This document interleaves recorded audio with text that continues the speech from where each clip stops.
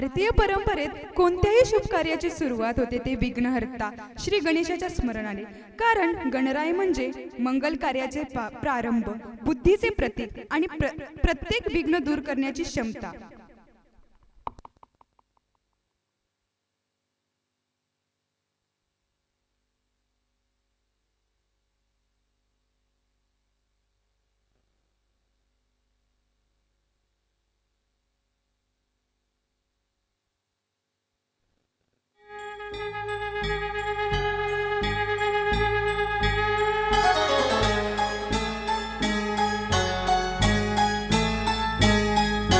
लंबोदराय विघ्नेश्वराय गौरीसुताय करुणाकराय धूम्रवर्ण एकदंत गणनायकाय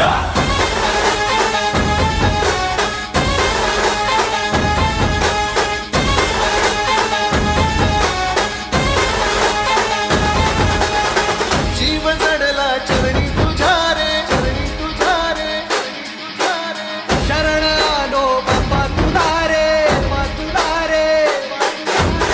जीव जडला चरणी तुझ्या रे,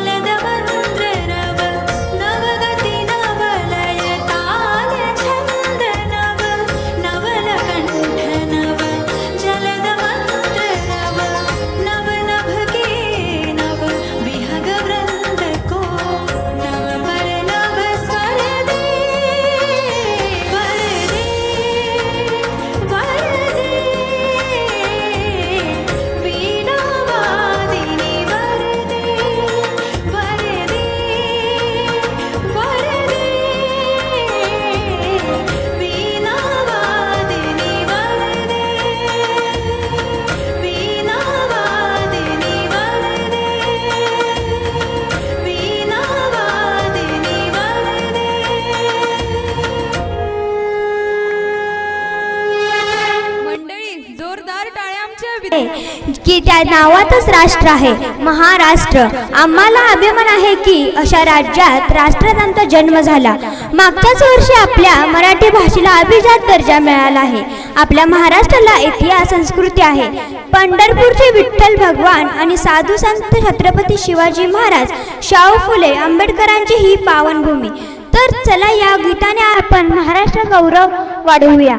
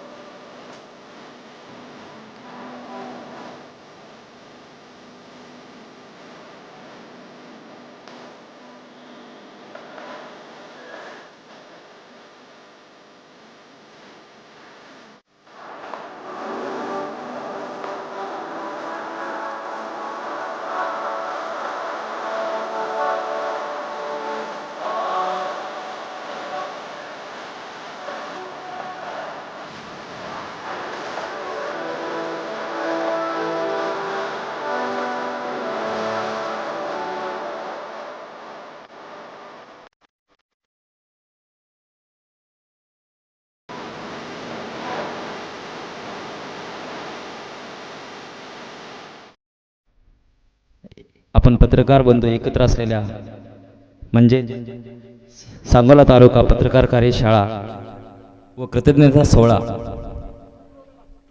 यांचं सांगोला तालुका शिक्षण प्रसारक मंडळ यांचे अध्यक्ष प्रभुचंद्र झपके सर, आजच्या कार्यक्रमाचे प्रमुख अतिथी माननीय अभय दिवाणजी सर, ज्येष्ठ पत्रकार, तसेच ड्रीम फाउंडेशनचे अध्यक्ष संस्थापक काशीनाथ भतकुंगी सर व महाराष्ट्र साहित्य परिषदेचे सदस्य चव्हाण सर यांच्या संयुक्त संयोजनाने हा कार्यक्रम सादर करण्यात येत आहे आणि या सादर करण्यात आलेल्या कार्यक्रमाला आपण सर्वजण उपस्थित आहात, त्यास प्रथमतः आपणा सर्वांचं स्वागत करतो. आज 9 ऑगस्ट जागतिक आदिवासी दिन आणि क्रांती दिन. 1942 साली 9 ऑगस्ट 1942 साली ज्या क्रांतीची सुरुवात झाली व महात्मा गांधीजींनी करेंगे या मरेंगे हा संदेश दिला. आणि दुसरा म्हणजे जागतिक आदिवासी दिन. जे आदिवासी लोक आपल्याला निसर्गाचं रक्षण करण्यासाठी शिकवतात, जमीन, जल आणि जंगल यांचं रक्षण करण्यासाठी जी झटतात, एक दिवस आपल्याला सांगतो अन्यायाविरुद्ध लढा करा आणि दुसरा दिवस आपल्याला सांगतो की निसर्गाचं रक्षण करा. या दोन दिवशी म्हणजे या दिवसानिमित्त आपण जो पत्रकार कार्यशाळा व कृतज्ञता सोहळा आयोजित केला आणि या आयोजित सोहळ्याला आपण सर्वजण उपस्थित राहिलात, त्याबद्दल आपण सर्वांचं हार्दिक स्वागत करतो आणि इथेच थांबतो. धन्यवाद सर. उपस्थित सर्वांना विनंती आहे की जे पत्रकार अजून उशिरा आलेले आहेत त्यांना विनंती आहे की त्यांनी फेटा बांधून घ्यायचा आहे. या कार्यक्रमाचं प्रास्ताविक विद्यार्थी मित्रांनो आणि उपस्थित सर्व पत्रकारांना मी एक गोष्ट सांगणार आहे की ड्रीम फाउंडेशनच्या माध्यमातून सोलापूर जिल्ह्यात युवकांसाठी अतिशय प्रेरणादायी कार्य करणारे काशीनाथजी बतगुणगी सर आहेत.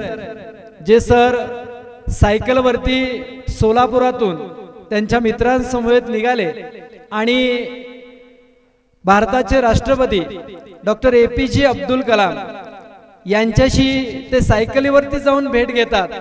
अतिशय प्रेरणादायी असा प्रवास त्यांचा. आणि त्यांना मी विनंती करतो की त्यांनी या कार्यक्रमाचं प्रास्ताविक करावं. सन्माननीय काशीनाथ सर. बोलो भारत माता की. आवाज येत नाही. भारत माता की.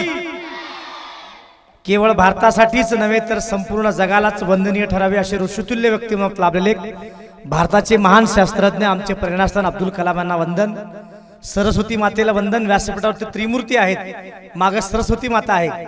आजच्या कार्यक्रमाचे अध्यक्ष आदरणीय आपल्या सर्वांचे लाडके प्रभुचंद्र झपके साहेब, आमचे मार्गदर्शक, खरी गोष्ट संपादक, प्रदीर्घ आयुष्य ज्यांनी अनेक दैनिकांमध्ये, सकाळ असेल, संचार असेल, पुढारी असेल, अनेक दैनिकांमध्ये सर्वोच्च पातळीवरती या ठिकाणी सेवा देऊन सेवानिवृत्तीनंतर जसं सचिनजी सेवानिवृत्तीनंतर मेंटरशिप करतात तशी खरी गोष्ट म्हणून मेंटरशिप देणारे आम्हा सर्वांचे लाडके आदरणीय या मंचावरती उपस्थित दिवाणजी सर यांना टाळ्याने आपण स्वागत करूयात. या वास्तूचे सर्वेसर्वा श्रीधरजी, काही मागितलं की धर म्हणणारे, काय पाहिजे धर म्हणणारे असे आदरणीय श्रीधरजी कारंडे सर, आमच्या वहिनी कारंडेताई आणि कारंडे इंटरनॅशनल स्कूलचे सर्व स्टाफ, विद्यार्थी, पालक आणि ज्यांच्यासाठी हा कार्यक्रम आहे ते लोकशाहीतील चौथा स्तंभ आणि सांगोलातील सर्व सुजाण, जाणकार, परखड असे तालुक्यातील दिग्गज असे दैनिक असतील किंवा इलेक्ट्रॉनिक मीडिया, प्रिंट मीडिया असतील, त्यांचे सर्व प्रतिनिधी यांचं मी सर्वांचं स्वागत करतो.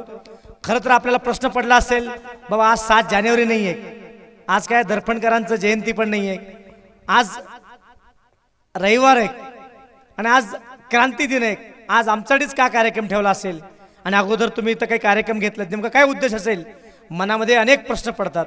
त्या प्रश्नाचं एकच उत्तर आहे की येणाऱ्या काळामध्ये माझ्या सांगोल्याचं ओळख दुष्काळातून एक क्रांतीचा तालुका, एक शिक्षणाची क्रांती, एक लेखणीची क्रांती, एक औद्योगिक क्रांती, एक कृषी क्रांती, एक युवक क्रांती अशी व्हावी ह्याची एक रोपटं आज तुमच्या सगळ्यांच्या आशीर्वादाने आपण लावतो. फक्त एक सुरुवात आहे, सन्मान, कृतज्ञता आणि एक सन्मान आहे. आणि या माध्यमातून आपण जो मुख्य उद्देश ठेवला आहे, आपली मूल्य आणि त्या संदर्भातली ही सगळी वर्तमान स्थिती. आज वर्तमान स्थिती बघितलं की जेन झी प्रचंड ताकद आहे. अगदी वैभव सूर्यवंशी 20 बॉलमध्ये पण हाफ सेंचुरी मारण्याची ताकद आहे. आमच्या मुलांमध्ये ताकद आहे, युवकांमध्ये ताकद आहे. फक्त गरज आहे एक मूल्य, एक दिशा, या सगळ्या गोष्टी देण्याची. आज या भागामधलं जर गोष्ट बघितलो, डाळिंबाची ओळख म्हणून आशिया खंडामध्ये आपण GI मान्यता म्हणून देतो, पण या डाळिंबाचे प्रक्रिया उद्योग कारखाने किती आहेत हा प्रश्न आम्हाला पडतो. शैक्षणिक क्षेत्रामध्ये मोठमोठी प्रगती होत आहेत. आमची मुलं आज IAS होत आहेत, IPS होत आहेत, परंतु त्याचं प्रमाण अजून वाढलं पाहिजे. आज आपल्या लेखणीच्या माध्यमातून तालुक्यातल्या चांगल्या शाळेचं, चांगल्या उपक्रमाचं आज सांगोला शिक्षण प्रसारक मंडळ 75 वर्ष अमृत महोत्सव पूर्ण करते. जेव्हा 100कडे जाईल मग त्यांच्याकडे 100 IAS घडले असतील, 100 IPS घडले असतील, 100 क्रीडाच्या क्षेत्र विद्यार्थी घडले असतील. आज कॉमनवेल्थ गेम झाला. सांगोल्यासारख्या तालुक्यातून एखादा विद्यार्थी कॉमनवेल्थमध्ये जावा, अगदी ऑलिम्पिकला जावा, फुटबॉलमध्ये जावा, व्हॉलीबॉलमध्ये जावा, अशी सगळी फॅसिलिटी देण्याचा प्रयत्न आपण करणार आहोत. आज लेखणीच्या माध्यमातून मी एक उदाहरण सांगतो की काय परिवर्तन होऊ शकतं. आज माझी आई इथं आहे, 80 वर्षाची आई, माझे वडील 92 वर्षाचे घरात आहेत. आम्ही एका ग्रामीण भागातून हत्तरसंग कुडलमधनं 30 वर्षांपूर्वी मी 10वी नापास आणून आलो. 10वी इंग्रजी नापास काय की परिस्थिती वेगळी, गरीब परिस्थितीमधनं, आणि ग्रामीण भागात हुशार जरी असलो तरी आमचे भावकी मागं पुढं, त्यांनी पुरवणी ह्यांनी पुरवणी मागत इंग्रजी विषय नापास घेऊन मी 30 वर्षापूर्वी या महिन्यामध्ये मी सोलापूरला आलो. ठरवलं त्या काळामध्ये की आपण ज्या विषयात नापास झालो त्या विषयात पदवी पूर्ण केल्याशिवाय गावात पाऊल ठेवायचं नाही शाळेत. मी 1996 पासून 2003 पर्यंत MA पूर्ण केल्यानंतर केलो. आज आपण बघतो आपल्या आसपास मुलांची इनबॉर्न टॅलेंट काय आहे हे बाजूला ठेवलं जातं. मी डॉक्टर झालो नाही, तुला डॉक्टर करायचं आहे. मी इंजिनियर झालो नाही, तुला इंजिनियर व्हायचं आहे, असं लादलं जातं.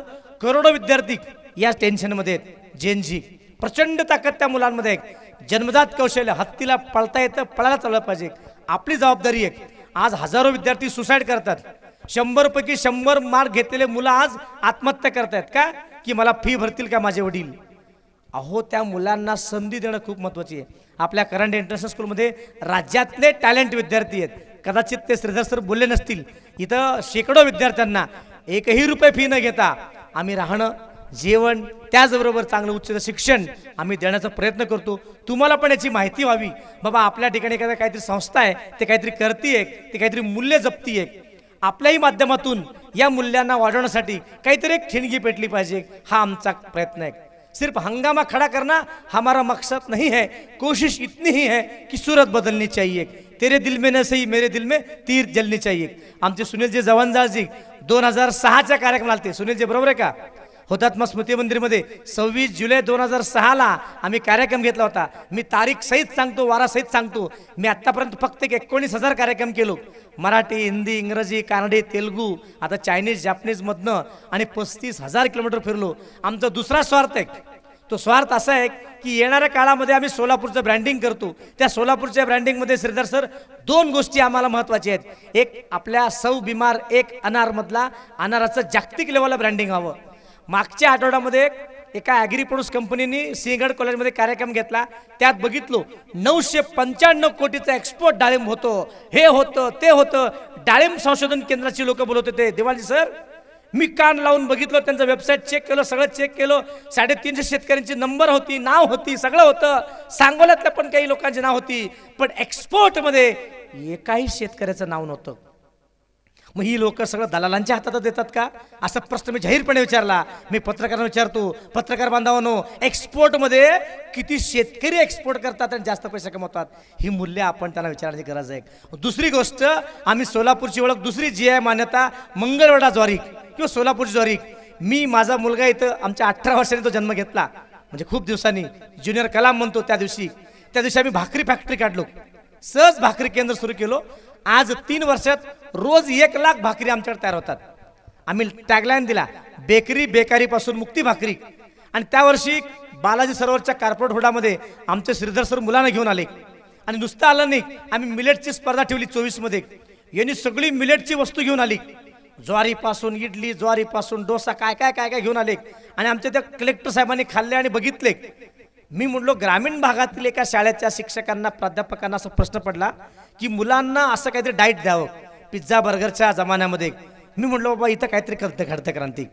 मग सांगोल्यासारख्या दुष्काळी भागामध्ये साहेब मक्याचं उत्पादन जास्त होतंय, डाळिंबाचं उत्पादन जास्त होतं. भविष्यात आपण हुरड्याचं उत्पादन जास्त करू शकतो, कमी पाण्यामध्ये चांगली शेती करू शकतो. जर उद्याच्या काळामध्ये असं ज्वारीचं हब झाली, मक्याची हब झाली, मका नुसता विका 1800, प्रक्रिया करून विका 18,000, असं काही करता आलं तर तुमच्या लेखणीतून नक्कीच सांगोल्याचा चेहरा मेहरा बदलायला वेळ लागणार नाही. बघा, अनेक आपले सूत मिल सलाईनवरती आहेत, मी म्हणत नाही व्हेंटिलेटरवरती आहे. सलाईनवरती आहेत, मान्य करावं लागेल. आपलं आरोग्य बघा तुम्ही, BP शुगर सगळ्या गोष्टी. पूर्वी आपण कुठले पाणी पित होतो, आता कुठलं पाणी आहे. आमच्या इथं करपे सर म्हणून आहेत, ते अल्कलाईन पाणी देतात सगळ्यांना. अगदी तुमचं हे चांगलं होईल, ते चांगलं होईल. मित्रांनो, आज आपल्या पाण्यासाठी मी 3 नदी संगम दाखवले. काशीचं पुण्य मिळतं म्हणून. कोरडी आहे हो, तहान आपल्या मग ना, धरण आपल्या उशाला, कोरड आपल्या घशाला. मग कुठेतरी आपण सगळ्यांनी येऊन एक विचार करण्याची गोष्ट आहे, आपण एक चिंतन करण्याची गोष्ट आहे. ह्या गोष्टी तुमच्या माध्यमातून एक प्रश्नचिन्ह आपण निर्माण करतो की खरंच सांगोला तालुक्यातील, माझं पण गाव हत्तर संकुडल, 1000 वर्षापूर्वीचं मंदिर आहे, तिथे एक शिलालेख आहे, त्यावर लिहिले वाचितो विजय होईना. मी विचार केला बाबा, आम्ही ज्याला कळलं आम्हाला की आम्ही संस्था काढलो, IAS सेंटर काढलो, भाकरी बँक काढलो, की माझ्या गावाचं ब्रँडिंग कसं करता येईल. तर राजकीय सोडा बाजूला, सामाजिक सोडा बाजूला, प्रशासकीय, मेरा गाव मेरा जिल्हा मेरी दुनिया. मग विचार केला तर माझ्या गावातल्या युवकांना आम्ही ऑर्गॅनिक शेती संदर्भात, हुरड्या संदर्भात या गोष्टींसाठी प्रयत्न केला. आज माझ्या गावातला शेतकरी दुधामध्ये असेल किंवा सेंद्रिय भाजीपाल्यामध्ये असेल, आज एक ब्रँडिंग करतो. आणि तुमच्या माध्यमातून सांगोलामध्ये जसं आजनाळे गाव प्रसिद्ध आहे डाळिंबामध्ये, असं एक स्टोरी होऊ शकते का, त्यातून प्रेरणा मिळू शकते का. आज माझं एक जगावेगळी माणसं म्हणून एक सकाळमध्ये दिवाळी सरांनी कार्यक्रम दिला होता, कागद जगावेगळी माणसं म्हणून. खरं तर मी कुठला राजकीय बॅकग्राऊंडचा माणूस नाही किंवा मी कुठल्या मोठ्या शैक्षणिक संस्थेचा नाही, पण त्या माध्यमातून आम्हाला प्रेरणा मिळाली. मी सायकलवरती 24 रुपये असताना प्रवास केलो, अब्दुल कलामला सोलापूर आणून दाखवलो. हे सांगताना आपल्या माध्यमातून एक धार येणार आहे, एक ताकद येणार आहे. संचारला आपली बातमी आली होती, ध्येयवडे 2 तरुण म्हणून. कधीची गोष्ट आहे, 2005ची. बघा त्यातून किती प्रेरणा मिळते. आणि माझं भाग्य आहे, मी पेपर विकलो, 1-1 रुपये सुद्धा त्यावेळेला 5 वाजता उठून. आमची पत्रकार मित्रपत्र संघटना आहे आणि मी अनेक पेपरमध्ये काम केलो. माझाही स्वप्नातील भारत म्हणून एक स्वतःचा पेपर होता, तिथून मी सुरुवात केली. बघा ना, टिळक असतील, जांभेकर असतील, बाळशास्त्री, केसरी असेल, मराठा असेल, आज वृत्तपत्र डिजिटल झालेली आहेत. या डिजिटल जमान्यामध्ये दिवाणजी सर तुमच्यावर जबाबदारी आहे. ती जबाबदारी अशी की समजा आमच्या पत्रकार बांधवांना या माध्यमातून त्यांनी आता व्यवसाय पण निवडलेले आहेत. आणि हे व्यवसाय निवडताना आपल्या सगळ्यांना कुटुंब पण सांभाळायचं आहे. सोलापूरमध्ये पत्रकारांसाठी आमचे खेळबुडे साहेब लढत आहेत, घरकुल मंजूर करून घेतात, हे मंजूर करून येतात. तालुका लेवलला काय, आज मोदींची छोटीशी PM आहे. आम्ही भविष्यात तालुका लेवलला पण एखादा आपण संघर्ष केला. त्या माध्यमातून पत्रकारांसाठी नुसतं बसचं पास किंवा कार्यक्रमासाठी पास नको आहे आपल्याला. एक चांगलं एज्युकेशन म्हणा आपल्या मुलांना, आपल्या हेल्थसाठी म्हणा, आपल्या घरसाठी म्हणा, असं एखादा प्रयत्न करायला काही हरकत नाही सर. छोटी छोटी गोष्ट करायला हरकत नाही. आणि सगळ्यात महत्त्वाचं, मोठमोठ्या दैनिकांमधले पत्रकार असतील किंवा छोटे असतील, यांना भविष्यामध्ये वर्षभर एक फिक्स काहीतरी उपक्रम मिळावं. मग त्यांच्या एक सिरीजमधनं असतील किंवा त्यांच्या एखाद्या लेखणीमधनं असतील, त्यांच्या एखाद्या प्रयत्नातनं असतील की चांगले व्हिडिओ कसे करता येईल, चांगली मुलाखत कशी करता येईल, पॉडकास्ट कुठे करता येईल, किंवा आपल्या तालुक्यामधल्या निवडक आपण एकमेकांना कोलॅबरेशन. सरकार देखील कोलॅबरेशननं चालतं, कॉम्पिटिशनवर नाही आहे. मग आपण कोलॅबरेशननं घेऊन जसं तुम्ही एकमेकांना कोऑपरेट करता येईल असा आपला एक विचार आहे. नक्कीच तुम्ही खूप दिग्गज आहात, तुमचा अनुभव मोठा आहे, तुमचा विचार खूप मोठा आहे. या माध्यमातून अगदी छोटे यूट्यूबचे आपले चॅनलपासून ते मोठमोठ्या नॅशनल चॅनल आपण सगळे एकमेकांना एकत्र येऊन नक्कीच या सांगोला तालुक्यामध्ये एक क्रांती करण्याचा प्रयत्न करूयात. ती एज्युकेशन क्रांती असेल, पत्रकारितेची क्रांती असेल, सामाजिक क्रांती असेल, शैक्षणिक क्रांती असेल, आरोग्य क्रांती असेल. आज सोलापूरमध्ये 20 लाख लोक कॅन्सरच्या उंबरठ्यावर आहेत. मग आपण विचार करूयात या सगळ्यांमध्ये कुठं न्यायची एक. शैक्षणिकमध्ये आमचे विद्यार्थी 100 पैकी 100 मार्क आहेत, पण डिसिजन घेताना कमी पडतात, इंटरपर्सनल स्किल त्यांचे कमी पडतात. आपण नक्की प्रयत्न करूयात. आणि मला खात्री आहे येणाऱ्या काळामध्ये मोठी स्वप्न आपण पत्रकार बांधव बघूयात, मोठं धाडस आपण करूयात, अशा माध्यमातून काही नियोजन करूयात आणि आपल्या सगळ्यांचा अभ्यास करून आपण आपला लाईफ बिनधास्त जगूयात. मी नेहमी सांगतो की व्हिजन क्लिअर असलं, मिशन क्लिअर असलं, माइंडसेट थोडा चेंज केला, स्ट्रॅटेजी ठरवली, ती या स्ट्रॅटेजीला सक्सेस नक्की मिळतात. आमच्या या कॅम्पसमध्ये, करांडे इंटरनॅशनल स्कूलच्या कॅम्पसमध्ये तुम्ही आलात. आज ऊन आहे, पण तुम्ही पण अशा परखड उन्हामध्येच लोकशाहीचं जिवंत ठेवता. वरती राज्यपालिका म्हणजे कार्यपालिका, त्यानंतर न्यायपालिका, त्याच्या अगोदर प्रशासन, हे 3 स्तंभ जे काम करतात ते खरंच आमच्यासाठी चांगलं करतात की नाही हे तुम्ही बघताय. आज भारतातले क्या सगळ्या घ्या, ह्या सगळ्यांचं जे काही बाहेरचं 3 स्तंभाचं वचक ठेवण्याचं काम, या 3 स्तंभाला सरळ करण्याचं काम पत्रकारिता करतात. एकदा जोरदार टाळ्या आपण सगळ्या पत्रकारांसाठी देऊयात. अमेरिकेच्या व्हाईट हाऊसच्या बाहेर जरी छोटा आवाज एका पक्षीनं फडफडलं ती ताकद प्रचंड असती. सांगोल्यातल्या एका छोट्या पत्रकारांना जरी एक छोटीशी ठिणगी पेटवली, नक्कीच सरकार देखील हलू शकते, सिस्टीम देखील हलू शकते. एवढी ताकद तुमच्या लेखणीत आहे. आणि या लेखणीला अजून धार देऊयात. आमची पोरं या ठिकाणी भाला किंवा तलवारबाजी करताना ते तलवार आवाज केले, ते तलवार तुमच्या लेखणीचा आवाज होता असं मला वाटतं. आणि आपण माझं सोलापूर गाव हिचं सोलापुरी बाज, सरा जग नावाजलेला चादरीचे साज. सोलापूर चादरी, शिवगो सिद्धरामेश्वर, घाणगापूर दत्त, अक्कलकोटचे स्वामी समर्थ, आपल्या पांडुरंग, भगवंत बार्शीचे, अशा सर्व नगरींमधनं 3 कोटी लोक आपल्या सोलापूरला येतात. अनेक पालख्या या सांगोलामधनं जातात. तर आपण विचार करूयात, आध्यात्मिक सोलापूर, प्रशासनामधलं सोलापूर, शेतीमधला सोलापूर, वक्त्यांमधनं सोलापूर, आपले संचारकार आपण सगळे म्हणतो, अनेक लोकांनी, रंगाअण्णा वैद्यपासून सोलापूरची मोठी परंपरा आहे. अगदी लोकसत्ताचे मुजावर साहेबपासून मोठी परंपरा आहे. ते दिवाणी सरांचं आहे, ते आपल्यासमोर मांडतील. मी एक शॉर्ट बट स्वीटमध्ये तुमच्यासमोर हा ठेवण्याचा प्रयत्न केला. ड्रीम फाउंडेशन एक छोटी संस्था आहे, जे अनेक विषयावर काम करते. 1069 कार्यक्रम आपल्या वर्षाला होतात. फक्त शासकीय कुठले अनुदान नाही आहेत. दिवाणजी सर नेहमी रागवतात, अरे काहीतरी पुढच्यासाठी कर. मी माझ्या आईला म्हणतो, तू घरची काळजी करू नको, मी ज्या गावात गेलो तिथं घर बांधतो. ती म्हणाल एवढं पैसे कुठनं येतात, पण तुमच्या मनामध्ये मी घर करतो. त्या घराला दार पण नाही आहे. आम्हाला कधी एंट्री मिळते. माझ्या सर्व पत्रकार बांधवांना मी स्वागत करतो. माझं सोलापूरला एक रिसॉर्ट आहे. मी दरवर्षी एक नवीन उपक्रम सुरू करतो. 30 वर्षापूर्वी सोलापूर आल्यानंतर ज्या ठिकाणी मी काम केलो, मार्केट हमाली केलो, सेंटरिंगचं काम केलो, किराणा दुकानात काम केलो, ज्या क्षेत्रात काम केलो त्याचा मी एम्पायर उभा करतो त्याच्या अनुभवातनं. उद्या नोकरी आहे की नाही माहीत नाही, पण भविष्यात व्यवसाय करण्याचा प्रयत्न करा. माझ्या सगळ्या मित्रांना विनंती आहे, तुमच्या गृहलक्ष्मीसोबत तुम्ही आला नाही आहेत, पुढच्या वेळेला आदरणीय झपके सर, आपल्या वर्धापनचा जसा कार्यक्रम आहे, 1 दिवस सांगोल्यामध्ये ठेवा. आज इथं आलात, ते सगळे एकटे आलेत. मी पुन्हा येईन, फडणवीस साहेब म्हणल्यास म्हणत नाही, मी पुढच्या वेळेला पुन्हा येईन, माझ्याही बायकोला घेऊन येईन. त्यावेळेला तुमच्यासाठी आम्ही पती पत्नी, आता तुम्हाला अट आहे की तुम्ही तुमचे मुलं, पत्नी, पूर्ण फॅमिली सहित यायचं. सांगोला विद्यामंदिरने फक्त जागा उपलब्ध करून द्या. अस्सल सोलापुरी पाहुणचार, जसं हुरडा येते आपल्या सोलापूरला, हुरडा पार्टी सगळ्या पत्रकारांना फॅमिली सहित देण्याची ग्वाही, जबाबदारी मी घेतो. तुम्ही फक्त फॅमिली सहित यायला पाहिजे.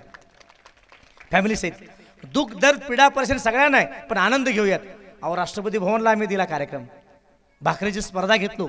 एक आमची ताई भाकरी करता करता 1000 रुपये कमवू शकते. असं एक नवीन मॉडेल्स आपल्याकडे आहेत. पत्रकारांच्या माध्यमातून आपण पण सक्षम व्हा. बंधुराज घरी गेल्यावर आपलं पोरगा उच्चारतं, बाबा काहीतरी द्या. माझ्या पत्रकार बांधवांना पण विनंती आहे, आपण अजून काहीतरी सक्षम होऊ का आर्थिक, नाहीतर वर्धापन आलं आपल्याला जावं लागतं. बातमी आली, कोणी म्हणत नाहीत, धना चव्हाण सर म्हणत नाहीत, आली फोन करून, चव्हाण सर रागाला येऊ नका, नाही आली की फोन करतात, क्या हो बातमी आली नाही, आल्यावर आलं का, बरं खरं आहे खोटं आहे, बरं वर्धापन आहे थोडं, सर बघा ना थोडंसं नाही हो, थांबा एक मिनिट, मी देणार आहे, थांबा जरा. मला असं विनंती राहणार आहे सगळ्यांना की बिंदास्त बोला, राहा बिंदास्त. असे म्हणून गेले रामदास सर, एवढी अपेक्षा आहे कराच. म्हणजे शेवटी आपलं कसं चालतं, पोट कशावर चालतं साहेब, वरती लेवलला काहीतरी असतं की नाही. पण आपण काय मोठ्या लोकांसारखं मागतो का, द्या पानभर पहिल्या पानावर. खरं सांगा, रिअलिटीवर सांगा. आमचे दक्षिण सोलापूरचे स्वामी आहेत, त्यांना मी हेच बोललो, वर्षभर तुम्ही त्यांच्या नेत्यांच्या मागा लागता, तरी तुमच्या मागा लागा असं काहीतरी करा म्हणलो. ह्याचा अर्थ तुम्हाला लक्षात आला मला काय म्हणायचं. खरं आहे खोटं आहे, मी तुमचाच भाऊ आहे. अहो किती अपेक्षा असते आमची, छोटी अपेक्षा असते की नाही. आम्ही सगळे मिळून झपके गुरुजी या पत्रकारांसाठी कायमस्वरूपी काय त्यांना वाटावं, बिंदास जावं. माझ्याकडे ATM कार्ड नाही बरं का, पण मी दिवाणी सरांकडे गेलो, सर 2 मिनिटात येतं, याचा अर्थ लगेच सगळे आपण दिवाणी सरांकडे जायचं नाही. अशी हक्काचं माणसं गोळा करूयात, हो हक्काची माणसं गोळा करूयात, बरोबर आहे की नाही. हक्काची माणसं. सोलापूरला आलात, काशीनाथ नावाचा आमचा भाऊ आहे, अगदी मुक्कामासाठी जाईन मी, अगदी जेवण करण्यासाठी जाईन मी, अगदी बोलण्यासाठी जाईन मी.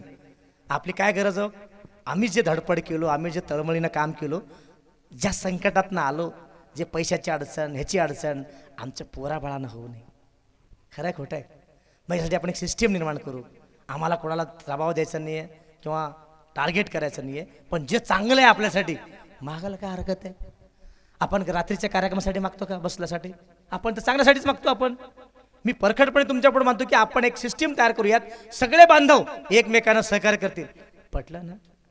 माझं म्हणणं लक्षात आलं असेल माझ्या भावाला, तर ही भावना एकत्र येऊयात. अहो कितीतरी वेळेला इलेक्शनच्या वेळेला खर्च करतात, मग तुम्ही आम्ही कुठं सक्षम होणार आहे? वर्धापनचं हक्कानं, जसं आयरपट्टी लग्नाची असती, हक्कानं आपल्याला मिळावा. खरं आहे की नाही? कारण काय आपल्याला आपला काय अर्थ आहे एवढा तुमच्याकडे यायचं, तुमची वर्षभर लावायची, वर्धापनची कुठेतरी बिनधास्तपणे साहेब वर्धापन लावले बरं का, लेख सहित कोणी असं करूयात. आम्ही पण छोटे मोठे तुमचा लहान भाऊ म्हणून तुमच्या सोबत आहोत आणि असं अपेक्षा करतो सोलापूरला कधी आलात एक अकेला काशी कापी असं म्हणत नाही. मी पण भविष्यात तुमच्या सोबत राहीन आणि ज्या काही सूचना आपल्या आसपास उद्योजकांच्या असतील ते देऊयात, काही सरकारी योजना असतील त्या माध्यमातून लोकांना उभं करूयात. खरं तर खूप कमी शॉर्ट नोटीसमध्ये आमचे धनाजी चव्हाण सर यांनी हा कार्यक्रम घेतला समन्वय म्हणून. एकदा धनाजी चव्हाण सरांसाठी जोरदार टाळ्या देऊया जरा. पण ते आले, त्यांचे साहित्यिक बांधव आले नाहीत. असो, साहित्य संमेलन पण नुसतं जेवणासाठी होतात का असा प्रश्न पडतो. असू द्या, आम्ही परखड माणसं आहोत, बिंदास्त राहा, बिंदास्त असे म्हणून गेले रामदास. त्यामुळे तुम्ही सगळ्यांनी सांभाळून घेऊयात. आदरणीय गुरुजी इथं आहेत. येणाऱ्या 26 जानेवारीला 15 ऑगस्ट नंतर एक चांगली परेड व्हावी, दिल्लीच्या राजपथ सारखं एखादं परेड व्हावं, तुम्ही त्यांना आग्रह धरा. आमचं मत आहे की एखादं मोठं कार्यक्रम इथं व्हावेत, आपल्याकडे मेजर जनरल येतील, आपल्या मुलांना प्रेरणा देतील. अशा सगळ्या गोष्टी आपल्या मुलांना गरिबीची जाणीव करून द्यायची आहे, जेणेकरून चांगलं सिनेमा दाखवूयात, चांगले सेलिब्रिटी येतील, असा पण चांगले चांगले कार्यक्रम घेऊयात. गुरुजींचं खूप दांडगा अनुभव आहे. ते राजकारणामधून जरी गेले तरी ते खूप वेगळ्या पद्धतीने आहेत, सात्विक राजकारण ते करतात. त्यांचं आम्हाला मार्गदर्शन घ्यायचं आहे. व्यासपीठात 4 आलेत, 4 स्तंभ आहेत, मी 5वा स्तंभ आहे. आणि मी शेतकरी आहे, सामान्य नागरिक आहे, तर ते 4 स्तंभ झाले, मी 5वा स्तंभ आहे. तुमच्या सगळ्यांच्या कुटुंबाचं आहे. मला येणाऱ्या काळामध्ये एक चांगली उपक्रम घ्यायची आहेत. आणि आमचे श्रीधर भाऊ करंडे फॅमिली एक वेगळं स्वप्न घेऊन येत आहेत. ते UPSC प्रयत्न केले. UPSC में हारावा घोडा भी 1.25 लाख का. त्यांनी त्या माध्यमातून त्यांची स्वप्न मुलांसाठी करतात. त्यांच्या या संकुलामध्ये ही सगळी लेकरं आहेत. ही लेकरं काही स्वप्न घेऊन आलेली आहेत. या स्वप्नांसाठी कधी वाटलं यांना भेटावं, यांना संवाद द्यावा. आई वडिलांना सोडून लांब ही मुलं आलेली आहेत. खूप बीडपासून मुलं आहेत, अगदी गडचिरोलीपासून मुलं आहेत, नांदेडपासून मुलं आहेत, इकडे लांबपासून मुलं आहेत. कधी तुम्हाला वाटलं या मुलांशी कधी बोलायचं आहे, कधी भेटायचं आहे, श्रीधर सर गेट उघडून आमच्या या बांधवांना स्वागत करा. वॉचमॅनला पण सांगा ही सगळी पत्रकार बांधव भेटायला येणार आहेत. कधी पॉडकास्टचा कार्यक्रम असेल, कधी 15 ऑगस्टचा कार्यक्रम असेल, तुम्ही तुमचंच समजून या आमच्या मुलांशी लेकरांशी संवाद साधा. तुमचे 2 अनुभवाचे 2 शब्द आई वडिलांचे कानमंत्र देण्याचा प्रयत्न करा. सुनील जेवणदारजी चांगले लेखन करतात, अगदी लेखन करतात. तुमच्याही लेखणीतून चांगले चांगले घडावेत. आणि मला खात्री आहे आपला हा सगळं मातृवर्ग आणि पितृवर्ग येणाऱ्या काळामध्ये सांगोलेची एक वेगळी ओळख होईल. जसं आज अनेक क्षेत्रामध्ये सांगोला पुढे येतो, तसं अजून पुढे येण्याचा प्रयत्न करूयात. मी बोलायला उभा राहिलो तर 42 तास माझा वर्ल्ड रेकॉर्ड आहे. आज मला पण संध्याकाळी मोठा कार्यक्रम आहे. आज बघा ना, मी सायकलवरती दिल्लीला गेलो, 24 रुपये होते. 1.5 महिना मला लागलं, 24 रुपये होते. माझी आई इथं आहे, ती त्या काळात दही विकून 1-1 रुपये गोळा करून मला ती दिली होती. माझ्या गावातील लोकांनी वर्गणी काढून दिले मला. आज देवकृपेनं माझ्या मिशनवरती मी पुढं असल्यामुळं मी सकाळी असतो 6 वाजता सोलापूरला, माझा अकॅडमी असती. माझं पुणे स्टेशनला क्लास आहे. मी 9:30-10ला पुण्यामध्ये असतो. दिल्लीमध्ये माझा क्लास आहे. 3 वाजता दिल्लीला असतो मी. परत पुण्यामध्ये क्लास आहे. 8 वाजता परत मी पुण्याला येतो. ही किमया या टेक्नॉलॉजीनं झालेली आहेत. आज ही टेक्नॉलॉजी आहेत. ज्या पोराला 24 रुपये नव्हते सायकलवर जायला, ही सगळी गोष्ट चांगली माणसं जोडल्यामुळं, चांगले विचार जोडल्यामुळं. माझ्या आयुष्यात कधी बस चुकली नाही, कधी ST चुकली नाही, रेल्वेचा तिकीट चुकला नाही. हे कधी शक्य आहे जेव्हा तुम्ही त्यामध्ये काम करताय. तुमच्या सातत्य येऊ द्या. मला खात्री आहे इथं आमचे चाचा बसलेले आहेत, ते वहीचं या प्रिंटिंग करताना कलामांचे विचार सांगितले. आपण सुद्धा अजून चांगलं काम करूयात. माझ्या सगळ्या भावांना विनंती आहे की आम्ही आता पुढच्या 4 दिवस राजस्थान, अजमेर या दौऱ्यावर आहोत. आपल्या संस्थेमध्ये अजून चांगलं काही करता येईल का? बॅगलेस इंडिया म्हणून एक कन्सेप्ट आहे आमचा, की दप्तरमुक्त शाळा, मुलांना अजून चांगलं एज्युकेशन करता येईल. मुलांच्या टॅलेंटमध्ये कसं भर पडता येईल. श्रीधर सर नेहमीच यासाठी आम्हाला त्रास देत असतात. आम्ही ते स्वीकारून पुढे जातोय.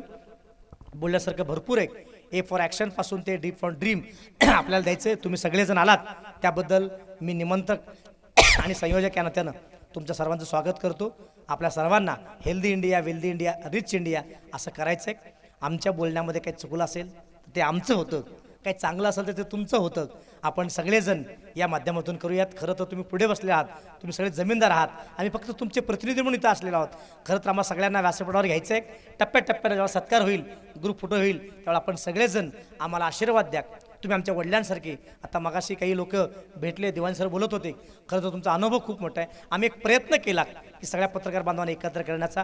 तुमचे काही प्रश्न असतील तर नक्कीच आपण एकमेकांना संवाद साधूयात आणि नक्कीच उद्याच्या काळामध्ये आपल्या सांगोल्यामध्ये एक चांगलं एक फोरम तयार करूयात. माझं अजून एक स्वप्न आहे झपके सर, की सांगोल्यामध्ये जे अधिकारी आहेत IAS IPS, अगदी मोरे सर असतील किंवा प्रसाद मेनकुदळे असतील, तृप्ती दोडमिशे असतील, भूमिपुत्र आहेत, त्या सगळ्यांचं एक फोरम पत्रकार बांधवांनी तयार करावा. IAS IPSचं फोरम जसं आपल्या उपळाई पॅटर्न झाला, सांगोल्यामध्ये सांगोला पॅटर्न तयार करूयात. अनेक सांगोला विद्यामंदिरचे विद्यार्थी मोठ्या पदावर आहेत, तर आपण स्वप्न मोठी बघूयात. म्हणजे आपल्याला मोठी स्वप्न बघायचे आहेत. त्या उपळाई पॅटर्नसाठी जसं मोठं काम केले अनेक लोक, अगदी भाजी भाकरी परिवार असतील सगळे, आपण पण सगळे सांगोल्यातली भूमिपुत्र अधिकाऱ्यांचं एक ग्रुप तयार करूयात. मग इथं आरोग्य मंदिर होतील, समाज मंदिर होतील, अभ्यास मंदिर होतील, आपल्याच मुलांसाठी ते करता येईल. या गोष्टी आहेत. आणि तुम्हालाही कधी वाटलं आपली मुलं IAS IPSसाठी कधी पुढाकार घेतील, नक्कीच ही 4 स्तंभ तुमच्यासोबत आहेत. मी पाठीमागं एक गणपतीसारखा तुमच्यासोबत उभा आहे. आम्ही तुमच्यासोबत आहोत. आम्ही आपण सगळेजण या आमच्या छोट्याखानी कार्यक्रमाला आपलंच समजून तुम्ही एवढा लांब आलात. खरं तर आम्हाला सांगोलामध्ये घ्यायचा होता, पण ही वास्तू पण आपल्याला देखणं बघता येईल, एकमेकांशी संवाद साधता येईल, हा आमचा प्रयत्न होता. सगळेजण आलात. तुमच्या सर्वांचं शब्द सोमनानी आणि लांबलेल्या प्रास्ताविकांनी स्वागत करतो आणि प्रास्ताविक थांबवतो. जय हिंद, जय महाराष्ट्र. धन्यवाद सर. यानंतर सत्कार समारंभ होतील. मी विनंती करतो संस्थापक अध्यक्ष Karande international school जुजारपूर Shridhar Karande sir यांना आजच्या कार्यक्रमाचे प्रमुख पाहुणे आणि उद्घाटक यांचा आपण सन्मान करावा. आजच्या कार्यक्रमाचे प्रमुख पाहुणे आणि उद्घाटक माननीय अभय दिवाणजी, ज्येष्ठ पत्रकार, लेखक, प्रेरक वक्ते व माजी निवासी संपादक दैनिक सकाळ यांचा सत्कार करावा. सत्काराचं स्वरूप शाल, बुके तसेच सन्मान चिन्ह. त्यानंतर मी विनंती करतो माननीय काशीनाथ भदगुंडकी यांना आजच्या कार्यक्रमाचे अध्यक्ष माननीय प्राध्यापक प्रबुद्धचंद्र झपके सर यांचाही सन्मान करावा. अध्यक्ष सांगोला तालुका शिक्षण प्रसारक मंडळ तसेच महाराष्ट्र साहित्य परिषद सांगोला यांचाही सन्मान करावा. धन्यवाद. यानंतर सत्यनिष्ठा आणि प्रामाणिकपणा, निर्भीडपणा, वस्तुनिष्ठ विचार, उत्तम लेखक व संवाद कौशल्य, चौकस वृत्ती, वेळेचे भान व माहितीची पडताळणी करण्याची ज्यांना सवय असते असे आजचे आपले मार्गदर्शक माननीय अभय दिवाणजी, मी यांना विनंती करतो की त्यांनी 4था स्तंभ मूल्य आणि वर्तमान यांच्यावरती आम्हा सर्वांना मार्गदर्शन करावं. आदरणीय अभय दिवाणजी. माझे मित्र ड्रीम फाउंडेशनचे अध्यक्ष काशीनाथ भदगुंडकी, श्रीधर करंडे सर, तुम्हाला भेटायची खूप इच्छा होती. पेपरमध्ये मध्यंतरी ते हेलिकॉप्टरनं कोणत्या माणूसाला ते ऐकलं होतं. म्हटलं आज योग आलाय हेलिकॉप्टरनं येणाऱ्या माणसाला भेटायचं म्हणून. पण हेलिकॉप्टर या मारणावर असं नंदनवन शैक्षणिक एक विचार उभा करण्याचं तुम्ही अरे फार मोठी कसोटी आहे ही. ठीक आहे, ग्रामीण भागामध्ये इंग्रजी माध्यमांच्या शाळांना चांगले सुगीचे दिवस आले आहेत आणि सांगोला विद्यामंदिरसारख्या आणि जिल्हा परिषद शाळा आम्ही खूप प्रयत्न करतो जिल्हा परिषद शाळा सक्षम व्हावं, पण त्यातूनही कसोटी करून तुम्ही अशी संस्था उभी केली आहे. आणि ही संस्था बघितल्यावर आणि तुमचे रिझल्ट बघितल्यावर मला खूप आनंद वाटला. माझा असा समज होता, म्हणजे मी कधी कुठल्या शाळेत अशा गेलो नाही, मी ही पहिली शाळा भेट देतोय, की फक्त आमदनी अठ्ठ्याण्णव खर्चा रुपया अशी अवस्था अशा शाळांची आहे असं माझा समज होता. आणि तसं असेल तर ते आतबट्ट्याचा धंदा झाला, व्यवसाय झाला असं माझं मत होतं. पण तुमच्या संस्थेतली प्रगती बघितली, तुमच्या संस्थेतले शिस्तबद्ध सगळे कार्यक्रम बघितले, नियोजन बघितलं आणि विद्यार्थ्यांच्या फक्त अभ्यासातच आहे असं काही नाही. तुमच्या स्पोर्ट्स बघितल्या, विविध गुणदर्शन बघितले, विद्यार्थ्यांची सगळी शिस्त बघितली, हे सगळं पाहता मला खूप आनंद झाला की अशा पद्धतीच्या या शाळा चांगल्या पद्धतीनं चालतात, रिझल्ट चांगले देतात आणि भविष्यात भारताचे चांगले नागरिक, सजग नागरिक आणि उघड्या डोळ्यानं समाज बघणारे हे लोक असे तयार होतात. यासाठी तुम्हाला पहिल्यांदा शुभेच्छा देतो. आम्ही पत्रकार लोक, मी पंढरपूरच्या एका वारीच्या काळात घोड्याच्या बाजारात गेलो होतो. खूप उमदा छान घोडा होता. ते घोडे विक्रेत्याला विचारलं, काय रे बाबा ह्या घोड्याचे काय विकायला आणलं? हो विकायला आणलं. किंमत किती? 25 लाख रुपये म्हणाला. એટલે 25 लाख रुपयाला 4 व्हीलर मिळते, जेव्हा पाहिजे तेव्हा पेट्रोल टाकता येते, चालवता येते, नको तेव्हा त्याला थांबवता येते. घोड्याला तर रोज चारा द्यावा लागते, तुम्ही फिरा न फिरा रोज दाणा पाणी करावं लागते. एवढं 25 लाख देण्यासारखं काय बाबा याच्यात? मी सांगितलं तर तुम्ही पळून जाताला म्हणला येत ना, इतकं याचे सगळं वैशिष्ट्य आहेत म्हणला. म्हटलं काय सांग तरी, तुम्हाला 3च वैशिष्ट्य सांगतो म्हणला. इथं भीमा नदीत हा घोडा जर सोडला तर कुडल संगमला अर्ध्या तासात पोचतोय म्हणला. शेवट भीमा नदीचा आमच्या तालुक्यात दक्षिण सोलापूरचा अर्ध्या तासात पाण्यात सोडला की निघतो म्हणलं ते डायरेक्ट. म्हणलं बरं, अजून दुसरं, तुम्ही हवेतनं जायचं जर ठरलात तर 20 मिनिटात सोलापूरला जाता म्हणलं इथून, ह्याच्या घोड्यावर स्वार झाला तर. इतका भारी घोडा आहे. रोडवरनं ट्रॅफिक असते म्हणला, एक 40 मिनिट लागतील म्हणलं सोलापूरला. म्हणलं गाडीपेक्षा फास्ट? हो म्हणला. मग म्हणून त्याची किंमत 25 लाख रुपये म्हणली. बरं मग फक्त त्याच्या मनात येत नाही म्हणलं, मनात आल्या दिवशी मात्र हा घोडा फार पळेल म्हणलं. अशी आजकालच्या तरुणांची स्थिती आहे, अशी आमची सगळ्यांची स्थिती. आमच्या मनातच येत नाही. करायचं का UPSC MPSC स्पर्धा परीक्षा? हो करायचं आहे. देरे हरी खटल्यावर कष्ट करायची इच्छा नाही. मनात यायची वेळच बघायला पाहिजे. आमच्या पत्रकारितेचं तसं आहे, दिसतंय सगळं आपल्या समोर दिसतंय. मी विंचूरला गेलो होतो, दक्षिण सोलापूर तालुक्यात. सर विंचूरला तिथं कोळी समाज मोठ्या प्रमाणावर आहे आणि आमच्याकडच्या भागामधले जे कोळी समाज आहेत हे आमच्याकडे लिंगायत समाज मोठ्या प्रमाणावर आहे. आणि हे तुम्ही पण त्या लिंगायत समाजामध्ये जाळत नाहीत मृतदेहाला, पुरतात प्रेत. तर ते कोळी समाजसुद्धा प्रेत पुरतात. तर मी जेव्हा गेलो त्यावेळी दीपक कपूर कलेक्टर होते. ते घरासमोर ते विंचूरमध्ये दफन करत होते. मला आश्चर्य वाटलं. सगळी वस्ती आहे आणि समोर आरोग्यदृष्ट्या हे फार गंभीर प्रश्न होता. मी एक पत्रक आणून दिलं एक माणसाने आणि त्यांनी अशी मागणी केली की स्मशानभूमीला जागा पाहिजे. माझी पत्रकारिता क्युरियासिटी थोडीशी जागी झाली त्या काळात. त्या काळात मी लोकमतमध्ये होतो आणि मी जाऊन त्या गावात बघायचं ठरवलं. त्या माणसाला म्हटलं आपण जाऊ गावात बघू काय आहे. तर अक्षरशः घरापुढं, प्रत्येकाच्या घरापुढं असे दगड रोवले होते आणि त्याला शेंदूर पासला होता. म्हणलं आता हे एरिया तर संपला, आता पुढं काय?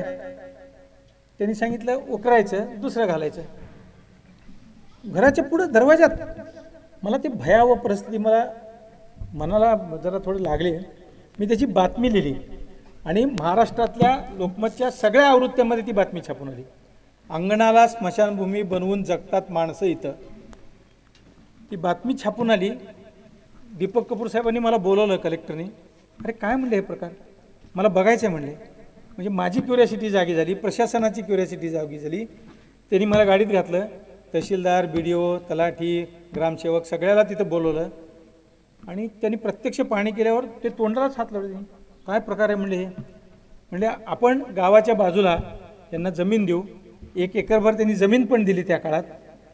माझ्या दृष्टीनं प्रश्न मांडणारी पत्रकारिता करण्यापेक्षा प्रश्न सोडवणारी पत्रकारिता ही मला महत्त्वाची वाटली.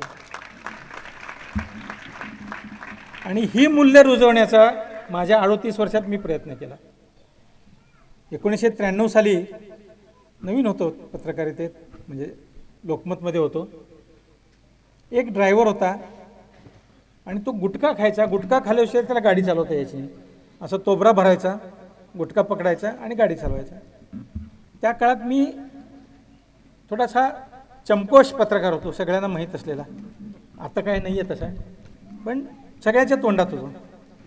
त्या ड्रायव्हरला कॅन्सर झाला, जबडा फाटला, ब्रश करताना ब्रश इकडून निघाला आणि तो ज्या दवाखान्यात ॲडमिट झाला, सुदैवानं ते डॉक्टर माझ्या परिचयाचे होते, त्यांना मी माहीत होतो. त्यांनी मला फोन करून बोलवलं, ह्याची स्टोरी कर म्हणाले. किमान गुटखा खाणं तरी बंद होईल. त्यांनी ब्रश करताना दात बाहेर आला असं सांगितलं. मी त्याला बघितलं, त्याचं फोटोग्राफरला घेऊन गेलो होतो. तो फोटोग्राफर 3 दिवस पाणी पिला नाही, जेवण केलं नाही. इतका भयान, इतकं भीषण ते वास्तव होतं. सगळा चेहरा इकडचा एक साईड सडलेला होता आणि त्याच्यासहित ऑल एडिशनला ती बातमी छापली. नवीन लोकमत सुरू झाला होता. चंदगडपर्यंत लोकमत जात होता, कोल्हापूर जिल्ह्यातल्या शेवटच्या टोकाला. आमच्या संपादकांचं, आमच्या वितरण व्यवस्थापकांचं रोज म्हणणं, गुटख्याची उद्या बातमी पाहिजे. आमचा 5,000 अंक पहिल्या दिवशी गेला, दुसऱ्या दिवशी 10,000 गेला. रोज काहीतरी गुटख्याचं आम्ही सुरू केलं. त्या काळात मी गुटख्याचं केल्यानंतर आता तुकाराम मुंडे आहेत त्या खात्याला, माहीत असतील तुकाराम मुंडे, सोलापूरला कलेक्टर होते. त्यांनी तर खूप गंभीर प्रकार घेतले. पण गुटखा बंदीचा कायदा आला. मला इतका आनंद झाला की आपण जे रुजवतोय, आपण जे छापतोय, तुम्ही बापूला काय म्हणलात, तुम्ही आबाच्या विरोधात काय काम केलात, मला त्या काळात काही देणं घेणं नव्हतं. भांडण लावायचं काम आमचं आहे हो, पण ते निवडणुकीच्या काळात ठीक आहे. काळी नाराजच आहे आम्ही, काळी करणारच, तुम्हाला सोडणार नाही.